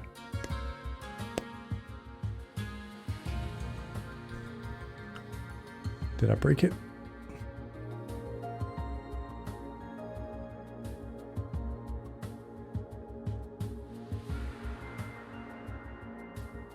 Maybe I did. Chaos and Led said, "Is that how you got the cast in the first place?" Yes. Yes. I've been trying out all the different flavors of Monster Energy. Absolutely not affiliated with the name of our project. I almost drank some. I can't. It's almost bedtime. Yeah, and I think I got a super spicy mango loco. And bam! And I forgot it's not sheetrock, it's just rock. And there we go. I had to chill with the Monster Energy for a couple days.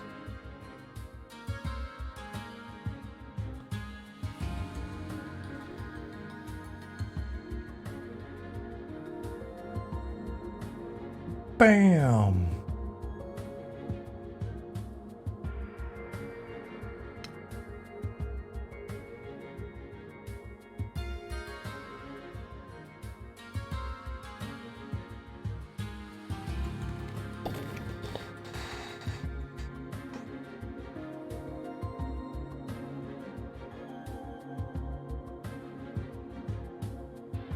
I don't get the reference, Oaknut. I'm so bad at getting those types of references.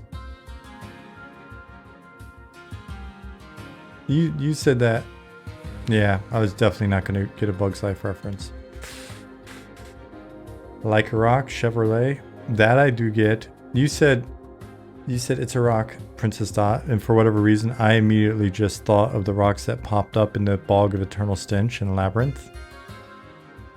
When what's his name? Jeez, what did I just do? I swear I just updated one script. Why is everything doing this now? Oh my god. It wasn't a rock, it was a rock lobster. Dude, David Bowie. RIP. What a legend. Yeah, what was the dude's name? Bluto or whatever? The codpiece in that movie for sure. I don't know, Zukin. It might be a Vulcan thing. That might be something that Ollie is. That might be a thing that Ollie was referencing. As we're seeing this, be sure to just be very vocal. I did not do my usual like restart everything before the stream, so there's no telling. A lot of times I run into weird shit like that when I haven't restarted in a while. But if you run into stuff and it's disturbing your workflow, be sure to just make it super noticeable.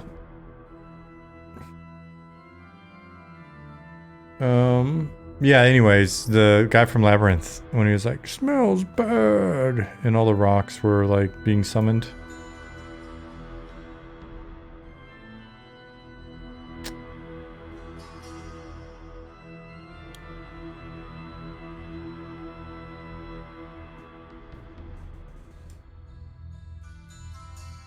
My mom took me to see that in a theater where you could sit at tables and eat nachos and stuff. And we ate nachos and watched that movie. And then I was very sad at the end of the movie that I was very sad that that we all couldn't just go live in the Goblin Labyrinth.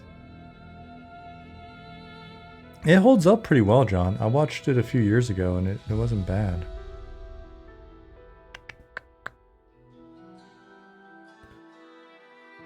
Hello? Did you say hello? No, I said hello, but that's close enough. That little worm. I love that worm. I don't know the number of times I've said that little thing in the last, like, 40 years. Zone panel. Cool. Let's see what happens.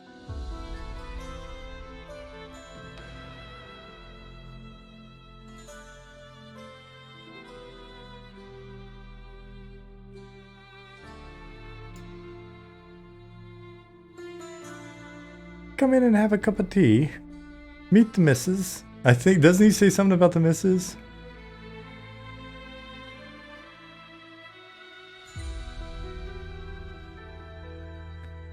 Like, it was such a weird movie because you feel bad for so many of the characters, right? You like that worm. That worm wanted to hang out with her.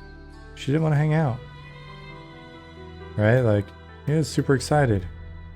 And then Hoggle's whole dilemma and...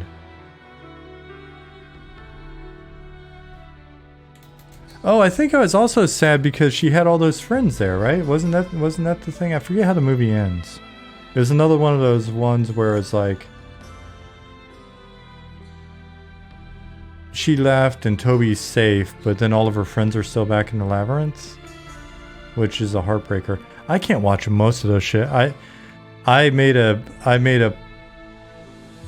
like a little joke meme in response to something Zukin was doing with horses. Oh, we're talking about animated mains or whatever. And I was like talking about bonding with your horse in game. And that had the visual where what's his name? Atreyu is, yeah, never in the story, like, dude, going back to the original theme, like,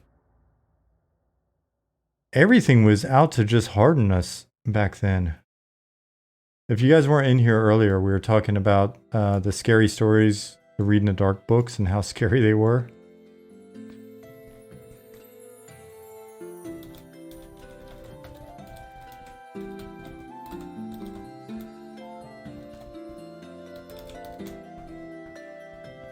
Like, I can't watch a lot of movies because of shit like this. It's too big of a bummer. All right, anybody that's a big softy like me, don't look at the screen for a moment. Don't look at the screen. Everybody else that wants to refill the pain.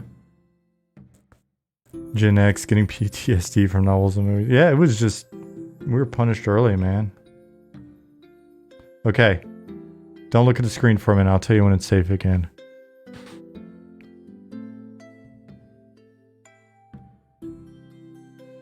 Whoa.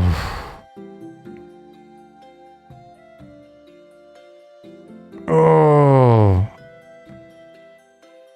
Artax, fight against the sadness.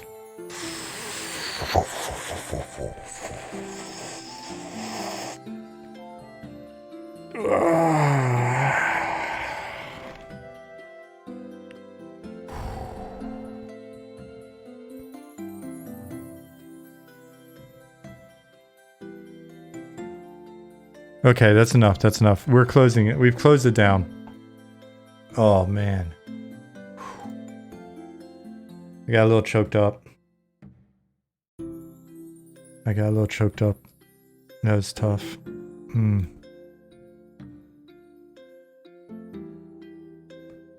Be right back getting a tissue. Yeah. I'm gonna try to tough it out. Don't let them see you. Be human. Speaking of which, will our horses be killable? Yes, our horses will be killable. That was part of the joke.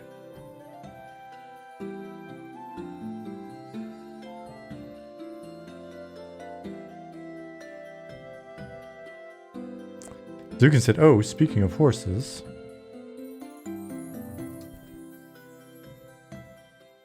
What about them? Oh, we need spawns in the stables.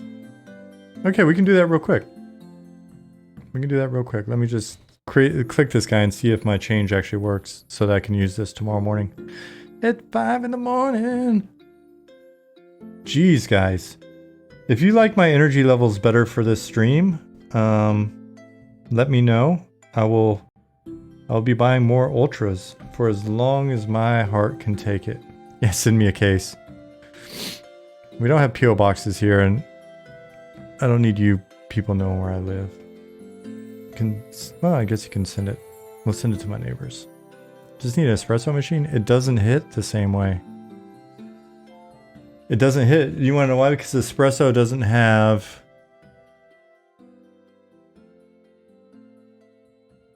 Because espresso is not a koffeininhaltiges Erfrischungsgetränk mit Taurin, blah blah blah blah. We got Wasser, Sauerungsmittel, Kohlensäure, Benzoyl. It's got a lot of shit in it.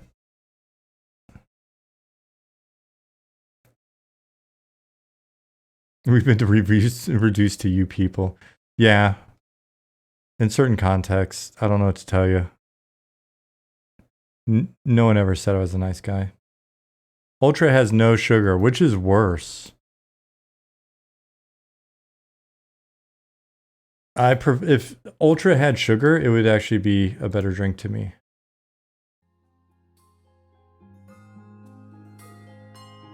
I'm kind of afraid of no sugar.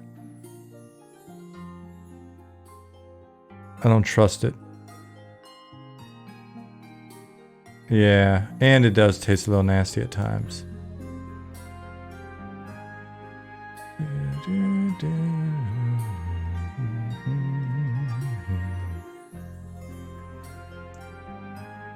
Sometimes no sugar just means things, other things to sweeten it that's worse for you. That's my belief. To me, like, sugar is the devil you know.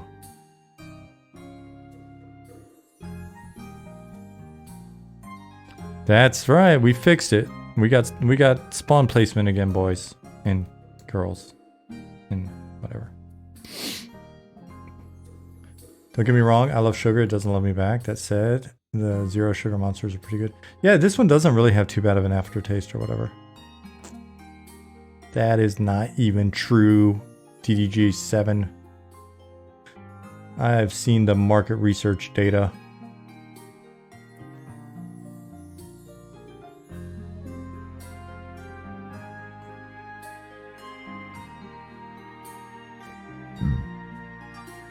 I met my wife on EQ, it's true. See?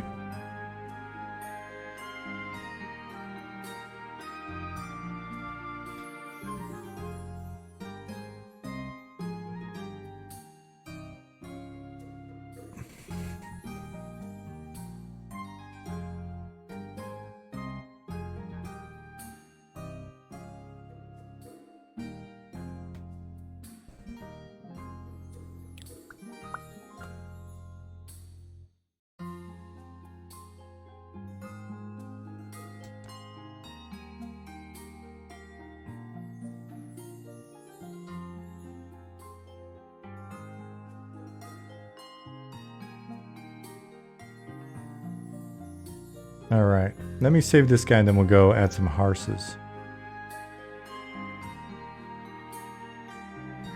Cool. Disable.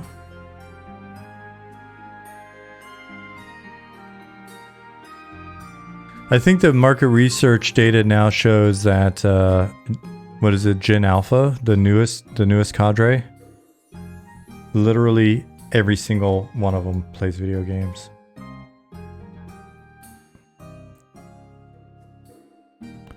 All right, so fielder.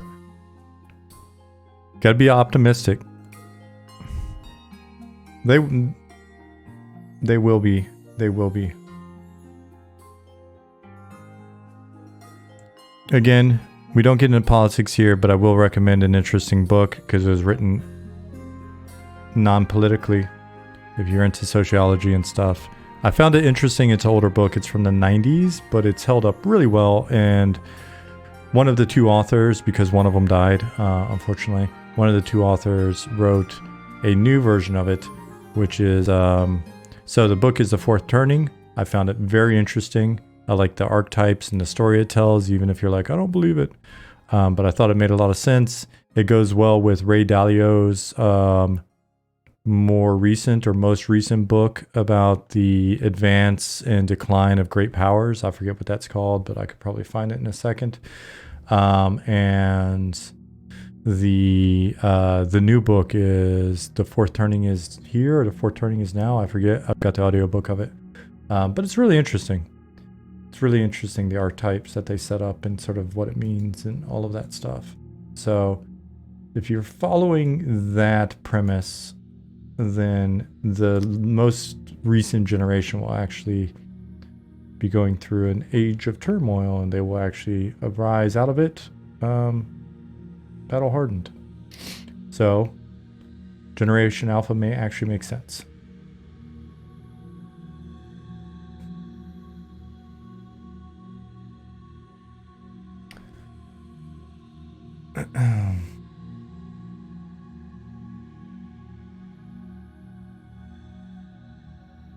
Yeah, so I've seen that data, at least from some market research, because the last company I was at, since they were a company that makes games for girls, that was in their mission.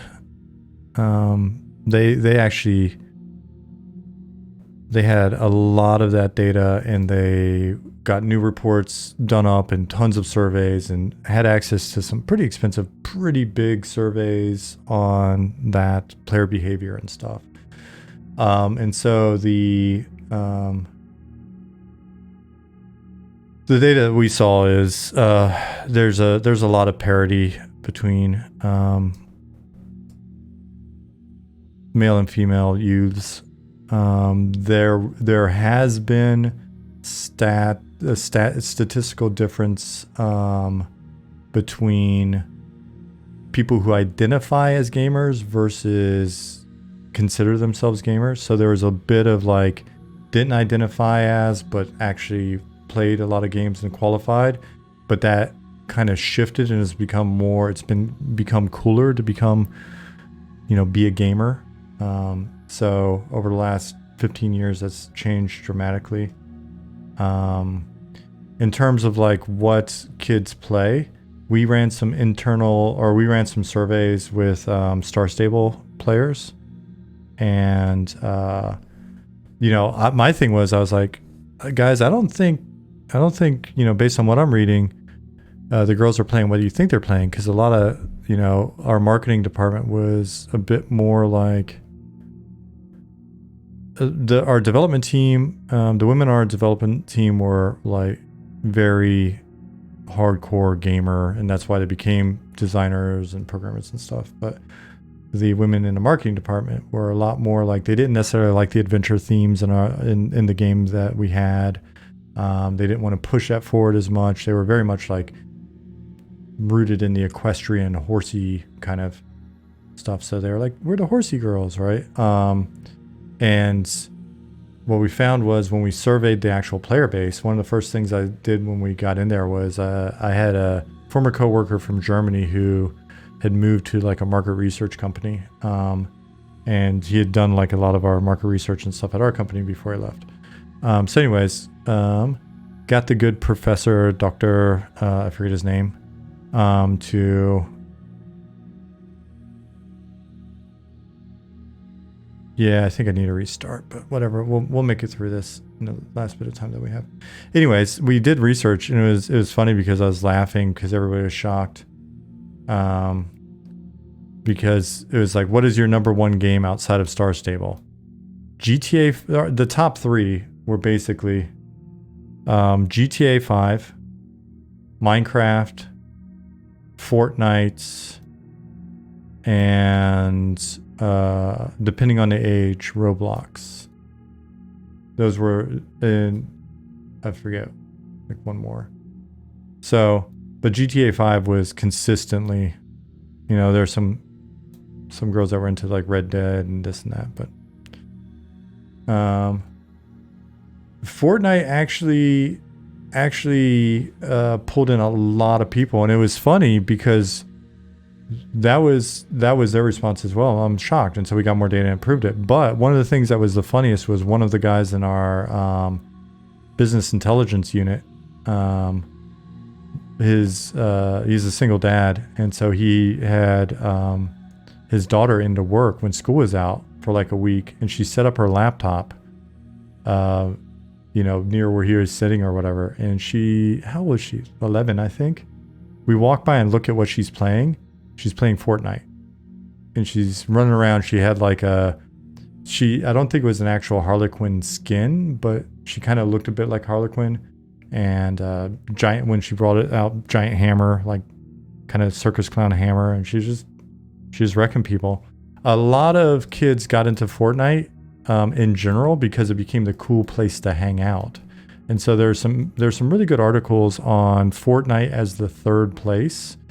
And I was especially excited about that concept of Fortnite as a third place, because that's what we saw with early EQ as well, right? Which was, it was the place that you go. The analogy I always used when I was on the EQ team, and then ever since then, was, you know, given my age or whatever, EQ became Cheers, right? Like the Cheers bar.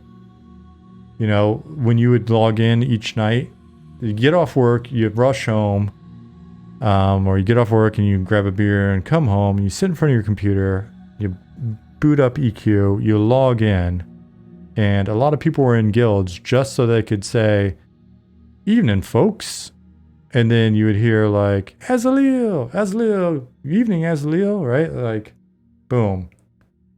And so it was like AOL chat rooms with actual characters and rooms, people to see and things to do. Yeah, and it makes a difference, right? And that's pretty powerful. Everybody says, well, you don't need that anymore because of social media and blah blah blah. I don't know. I don't think that's as true, because more recently we've seen the data now. Like, we've seen data out of games like Fortnite where they were truly treating it as a third place.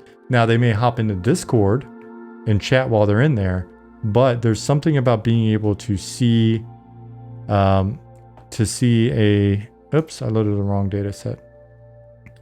There's something about being able to see your friends moving around and twitching and emoting and all that stuff. VR chat wouldn't be a thing if social media did it for everyone. Yeah, I mean, people may argue back that it's not really huge, but yeah. So, but I agree. Zukin said social media really isn't a place where you can have that evening folks moment. Yeah, it's different. Now, Discord, sure. But again, I think there's something about being in and seeing other people. So I don't think the time is over for social. I don't think we're past the window of social in these games. So I think the death of the social aspect is highly overstated.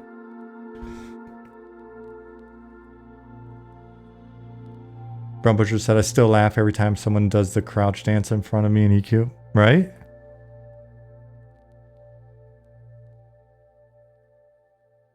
You still giggle when you walk by and there's like a female dark elf sitting over in the corner here with a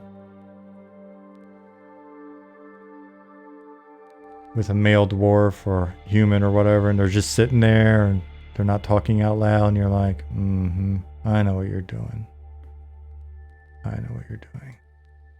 When I was a GM, it was cool because I could actually just snoop them and find out what they were doing. I'd be like, ew, wash my ears.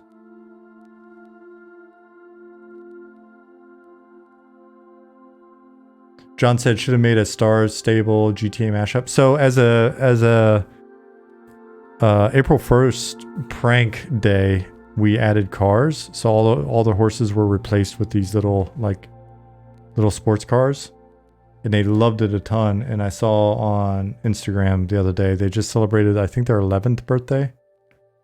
And they made it car stable.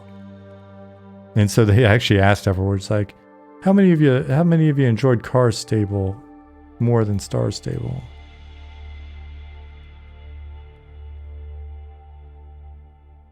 All right, Zukin, can you help me out on the spawning a horse? Is horse option for NPCs in the database? Guess it doesn't matter. I can just. Do we have any in? No. So let's make a horse. Wonder what things I'd have to adjust on a horse. Maybe I'll just start with a random NPC. The only horse NPC is an artsy NPC. Okay, but I'll duplicate that.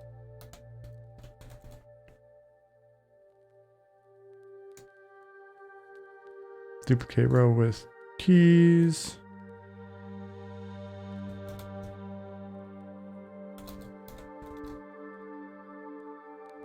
And then we can make it a Night Harbor horse or whatever later, but a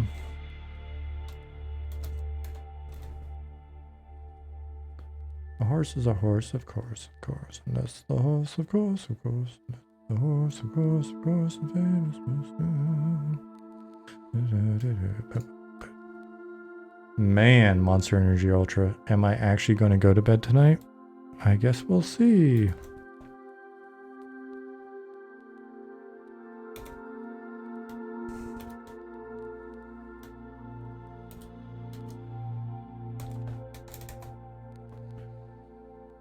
And if that horse, of course. You're having donuts for lunch? I'm so jealous. Man, I wanted a donut all week. Make panto horses. What does that mean? I'm a horse expert and I don't even know what that means.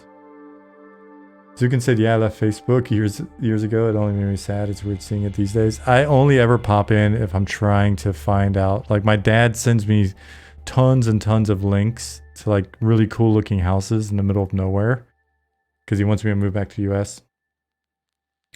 He's like, you guys need to move back over here.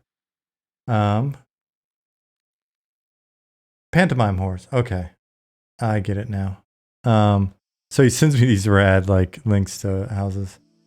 And every once in a while, or if I talk to him, it's through Messenger, like calling and stuff.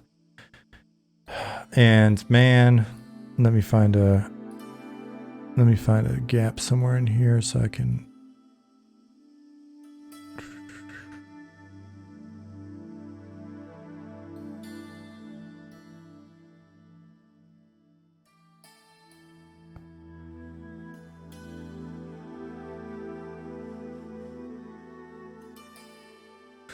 That 1001 looks good. And yeah, whenever I see Facebook, it makes me sad. It's so bad. And all it is a bunch of opinions, people's opinions. I'm like, I like Instagram better. I like Instagram better. I get to look at things that I like on Instagram. You guys can judge me if you want, but my Instagram feed makes me happy.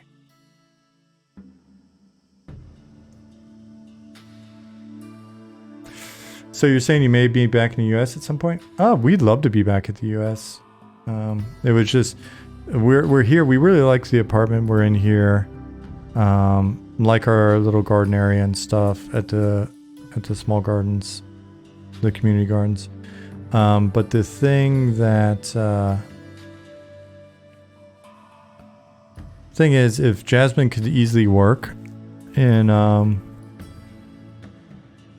like work in the US, if she could just transfer her so let's go 14, 20. If she could just transfer all of her medical stuff over, we'd probably be over there. But she'd have to go back to school for 2 years, which is no fun. Though afterwards she'd be making really good cash, so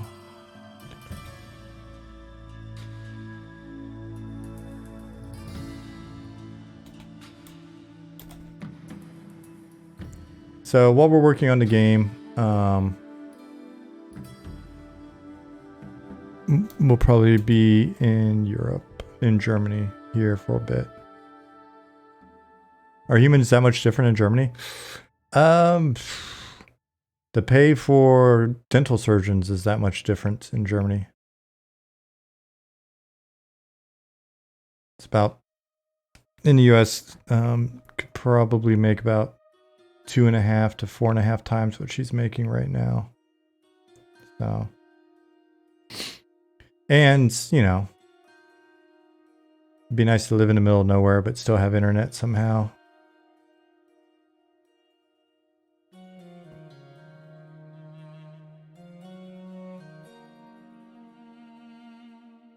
Our teeth on the other side in Europe. Yeah, you got to totally relearn stuff. They actually do count teeth differently. It's a different counting system, but fairly certain she could learn that pretty quickly. She speaks like 5 languages. You live in rural Montana and have fiber optic? ABQ, we may have to talk about Montana at some point. Montana's on the list. Wyoming's on the list. Tennessee is on the list, kinda. Maine's on the list, kinda. Idaho, don't know much about it. I think part of it's private, I think. I know there's a My Private. How okay are you with cold? That's what layers are for. That's what being indoors is for. I'm not bad. Like, I'm okay with it. I learned while living in Sweden that cold is not that horrible.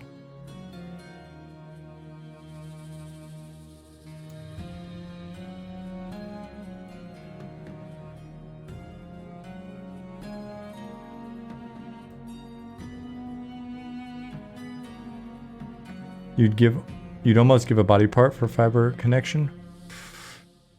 Oh yeah, you're in the UK, right? I'm pretty sure the UK is still in the Stone Ages.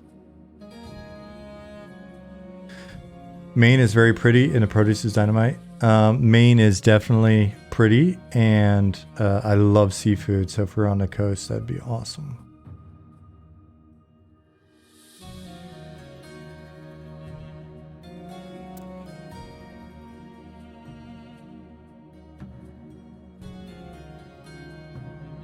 No chance I'll go back to Dothan, Alabama? Nope. I'm good. I don't even really... I've got friends that like to go back to Dothan from like California and stuff so they can be like the cool kid on the block. Hey guys, I'm back to hang out with you for a weekend. Talk about how cool the rest of the world is. Yeah, bro. I just don't really care.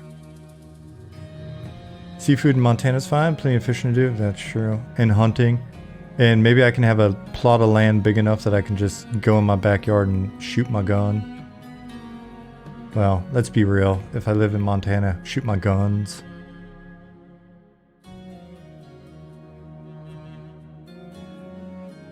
And before anybody judges me for that, listen, I'll be safe. I'll be safe. What I do on my land is none of your damn business. The government used to pay me to shoot machine guns. I'll be alright with a rifle or two.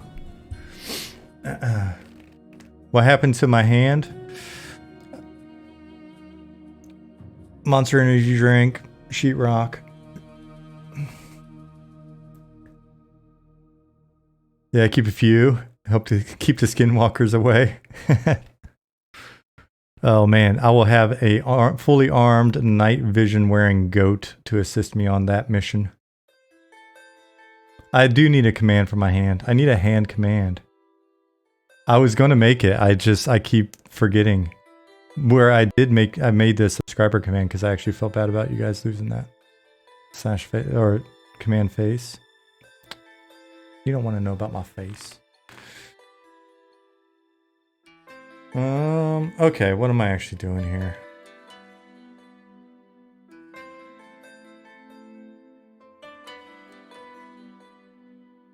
Talking shit. Broke my hand beating up Mike Tyson. Mike Tyson had a plan until someone punched him in the face.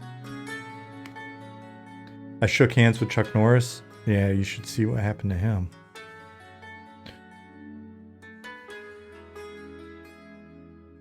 Gigatron said the stress test for this game was so freaking awesome. We're hoping the next one is even more awesomer.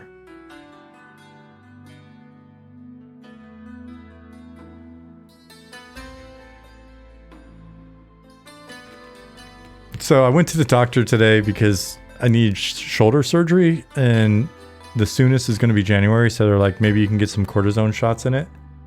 And so I was just updating them because I just got back from the doctor that was basically writing up the surgery. And so I'm like, yeah, they said we need to, I could probably get a shot or whatever. He's like, all right, well now. I'm like, right now? Because I'm used to, tomorrow I got to get another one on my neck and they actually, it's kind of a bigger deal when they're injecting it around the disc. And so I was like, yeah, I guess. He's like, all right, pull up your sleeve. Spritz, right into my shoulder. I was like, oh, that actually did not hurt at all. So I'm not gonna lie to you. I was kind of scared that it was gonna hurt. I was trying to be tough. I was trying not to act like it was gonna hurt, but I was like, man, son of a bitch. Yeah, because it's a big needle. The one they do in the neck is gnarly. And it just went right in. I'm like, the injections I've noticed have been hurting less and less and less. I think I'm just getting old. I think my nerves are like, whatever. I don't feel anything anymore. I bet if I drank some Monster Energy. The trick is to not move and not be tense.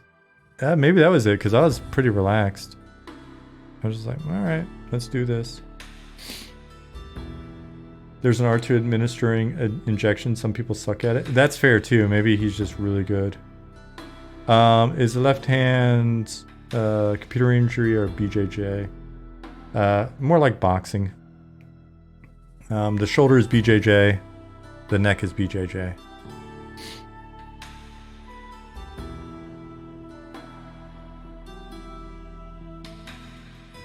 Reading Twitch chat for a few years just kind of numbs me. Damn.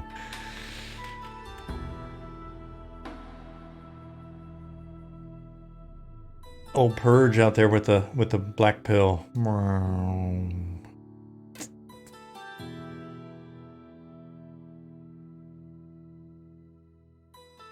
Oh shit, you're trained up, my man. You don't expect it with old school MMO guys. Death Gnomes. Shh. I started with Muay Thai. Oop. I see an exception.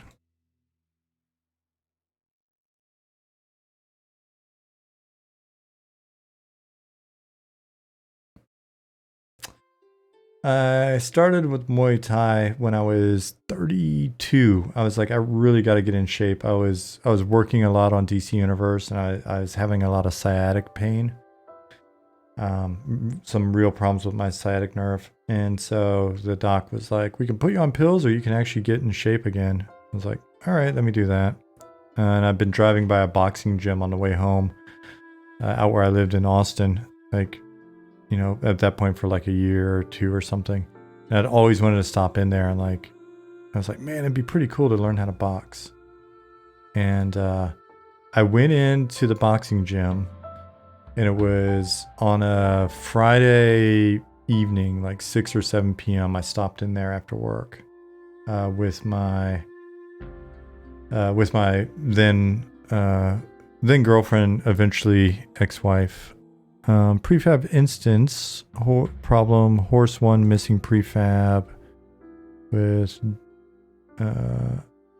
GUID, blah blah blah. All right, we'll see if this works or if I keep getting exceptions or what.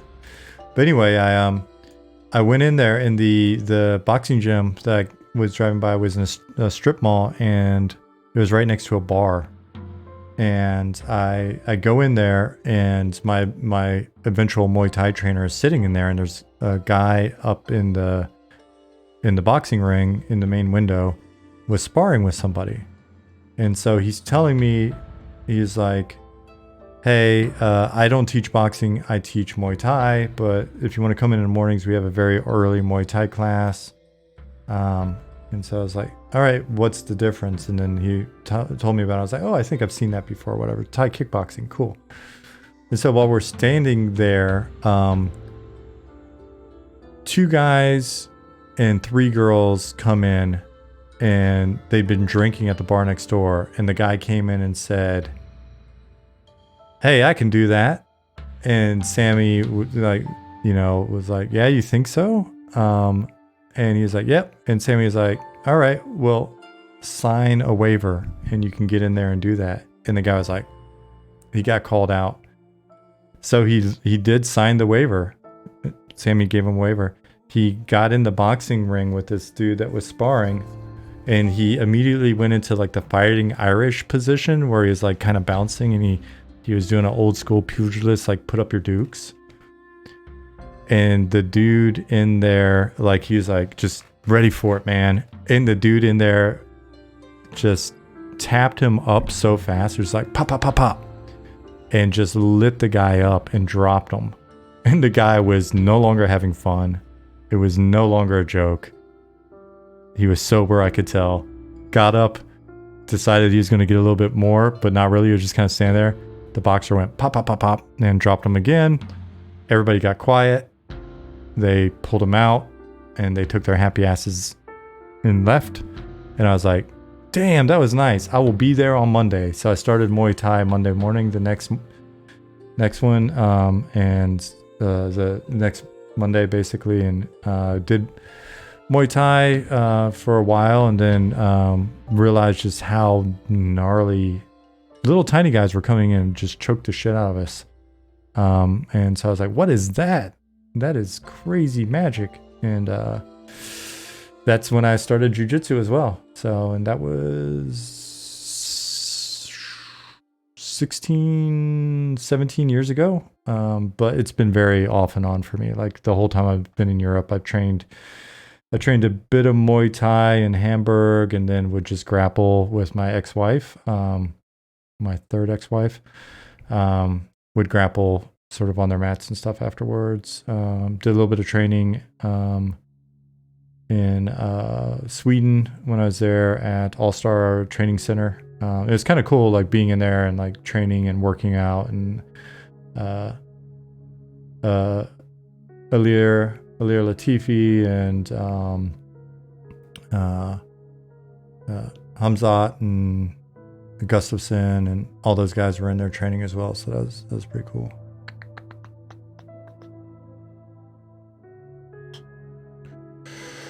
Let's see.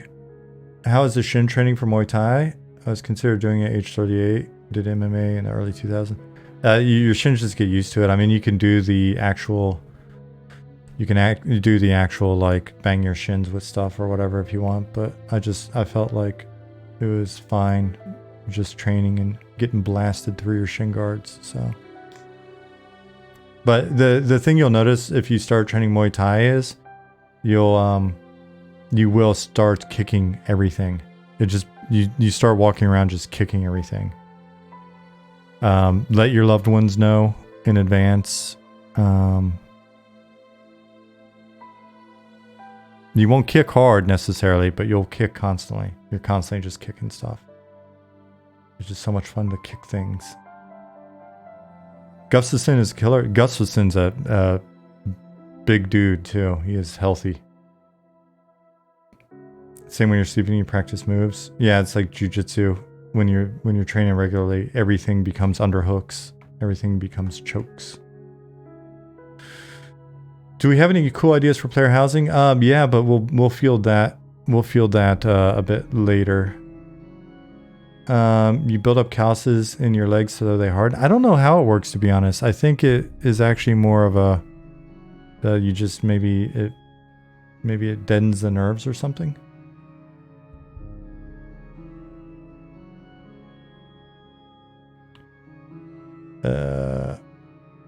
It's all fun and games till you get pop. Dude, you don't want to get pop. It's not the way to spend your evening. Do you still recommend that older men participate in BJJ or judo or what have you? I recommend that everybody. I actually recommend even more so to women.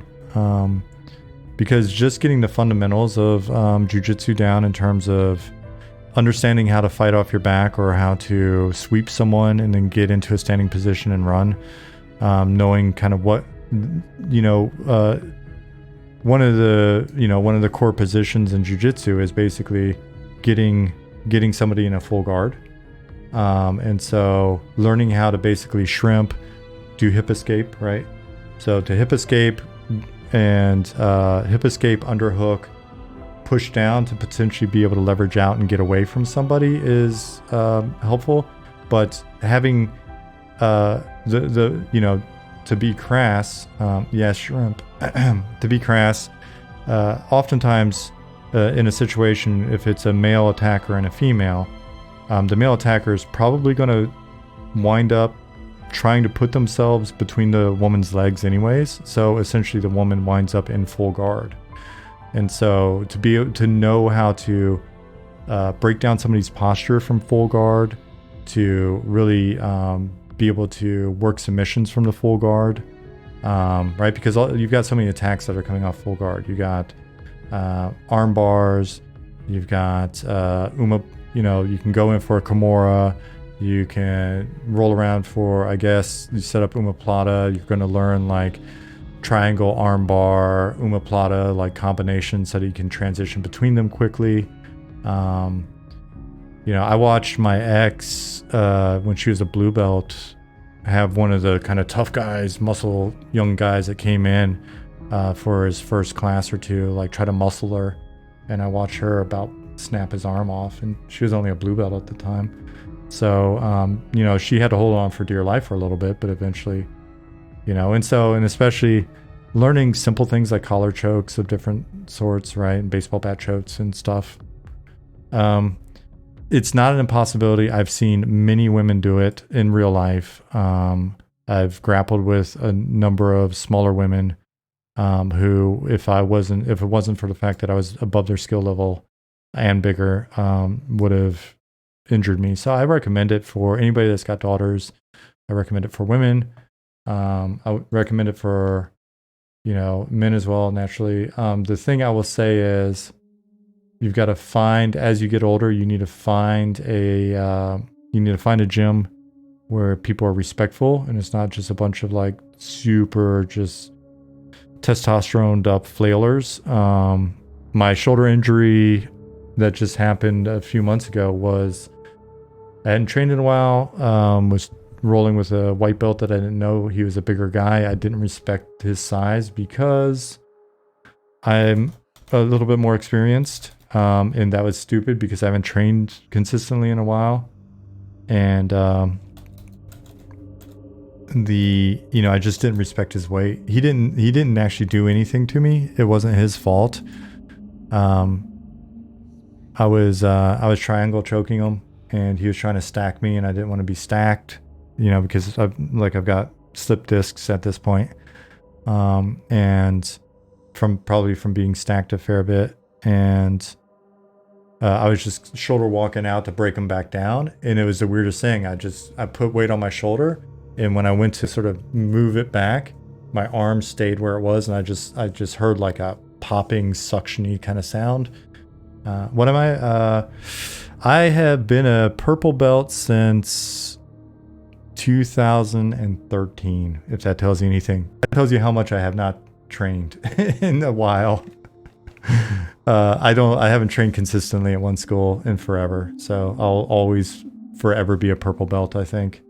I was trying to get back in, and all my friends are black belts. And I got my purple belt from Sean Cooper in Austin, Texas, and it was like 2013 or 2014.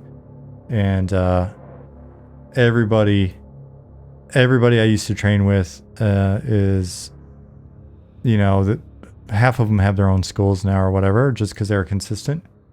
And I basically, everywhere I went, I trained no-gi from that point forward because I didn't want to rock my purple belt at some other school. And this school I went to, oh my God, I'm going to die. I'm going to die, aren't I? Aggro. Okay. Invuln. Anyway, happens to me every freaking time. I should just change my level. Yeah. ABQ, that's the thing. Like, I went back to the school and I asked him, I was like, I actually went in, I just put a white belt on for the first, like, 3 times I went, 2 or 3 times I went. And, because I didn't want to be rude and, like, go into somebody else's school and be like, yeah, I'm a purple belt, you don't know me, just trust me, honest. But I went I was super chill. Like, I wasn't trying to submit anybody or whatever, but we were drilling, and I was drilling with one of their, one of the sort of super regular female.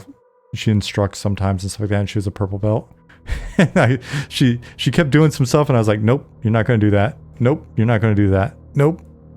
And slowly it was like a drill where eventually you kind of worked his submission or whatever, and slowly got her in a rear naked choke. But again, I was being super chill about it, and she looked at me afterwards like, wait a second, you're sandbagging, aren't you? And so I came in and talked to the black belt there, and was like, hey, I'm a purple belt, should I wear it? And he was like, yes, some schools don't allow it, but you should definitely do it. I was like, okay, and then came in the next time with it, and they were like, oh, okay, this makes more sense. But yeah, I'll forever be a purple belt, I think. I don't know when I'm going to be able to train again next. Between the broken hand, the slip discs, and the shoulder surgery, it's going to be a little while. There's going to be a lot more physiotherapy, and then I'm going to take it. I'd like to get back in sometime next year, though. I'm losing weight and everything at the moment. Because while this is going on, I was like, all right. Jasmine and I decided we're gonna not drink for 1 year and see how we feel and, like, how fit we can get. I look like a hobbit. I do. Especially when I wear my backpack. Zukin, your horse is in. We can add as many as you want.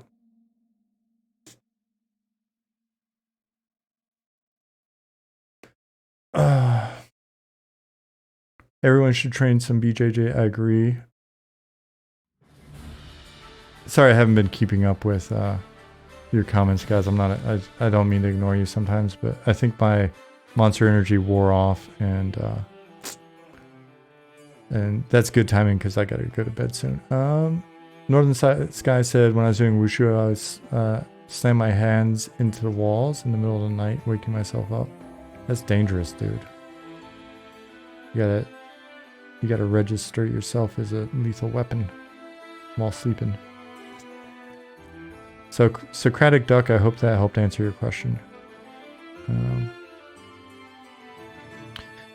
No, I was not injured by John Smedley, though it was really helpful to train Muay Thai and Brazilian Jiu-Jitsu while working on DC Universe, because both of my bosses were even bigger than me. I'm 6'2", but usually only walk around at like 180, 185. They were like 6'8", giant and loud and abrasive and yelling all the time. And there's just something satisfying about when someone's yelling about some stupid shit related to work. You look at them and you're like, I could easily choke the life out of you. And sorry, didn't mean to Biden you. But yeah, so you just take your hostility and put it in your back pocket. You just put it back there in your back pocket. And you're like, yep, yep. Keep getting upset, big guy.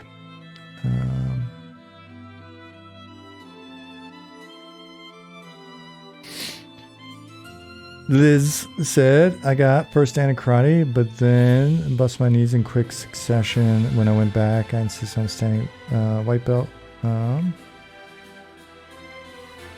Staying a white belt end because of how little I knew I'd be able to do to start. But of course it showed no matter what, I was a ringer. Yeah, I mean, it doesn't fully go away. It only takes this, only takes you a little, you know, knock the dust off. All right, so speaking of ASMR, I'm going to honor my pledge of this being a shorter stream so I can get to bed because I got to wake up at 5 in the morning. And it is 10:38 now, so I actually cheated. I went 38 minutes longer than I meant to. But I will be back on Tuesday. You saw Erkenstaff doing some good ogre animations. We're looking awesome. Hell yeah, Erkenstaff's always doing good animations. Did you see Zukin's Dragon? If you haven't seen Zukin's Dragon, you guys need to get on YouTube. Zukin, I had two texture ideas for the dragon. I don't know what you're thinking, but one would be like a deserty sand dragon, and the other one I'll tell you off stream. But it would be kind of for the glass flats. Does Zukin's Dragon have a gnome rider in its belly?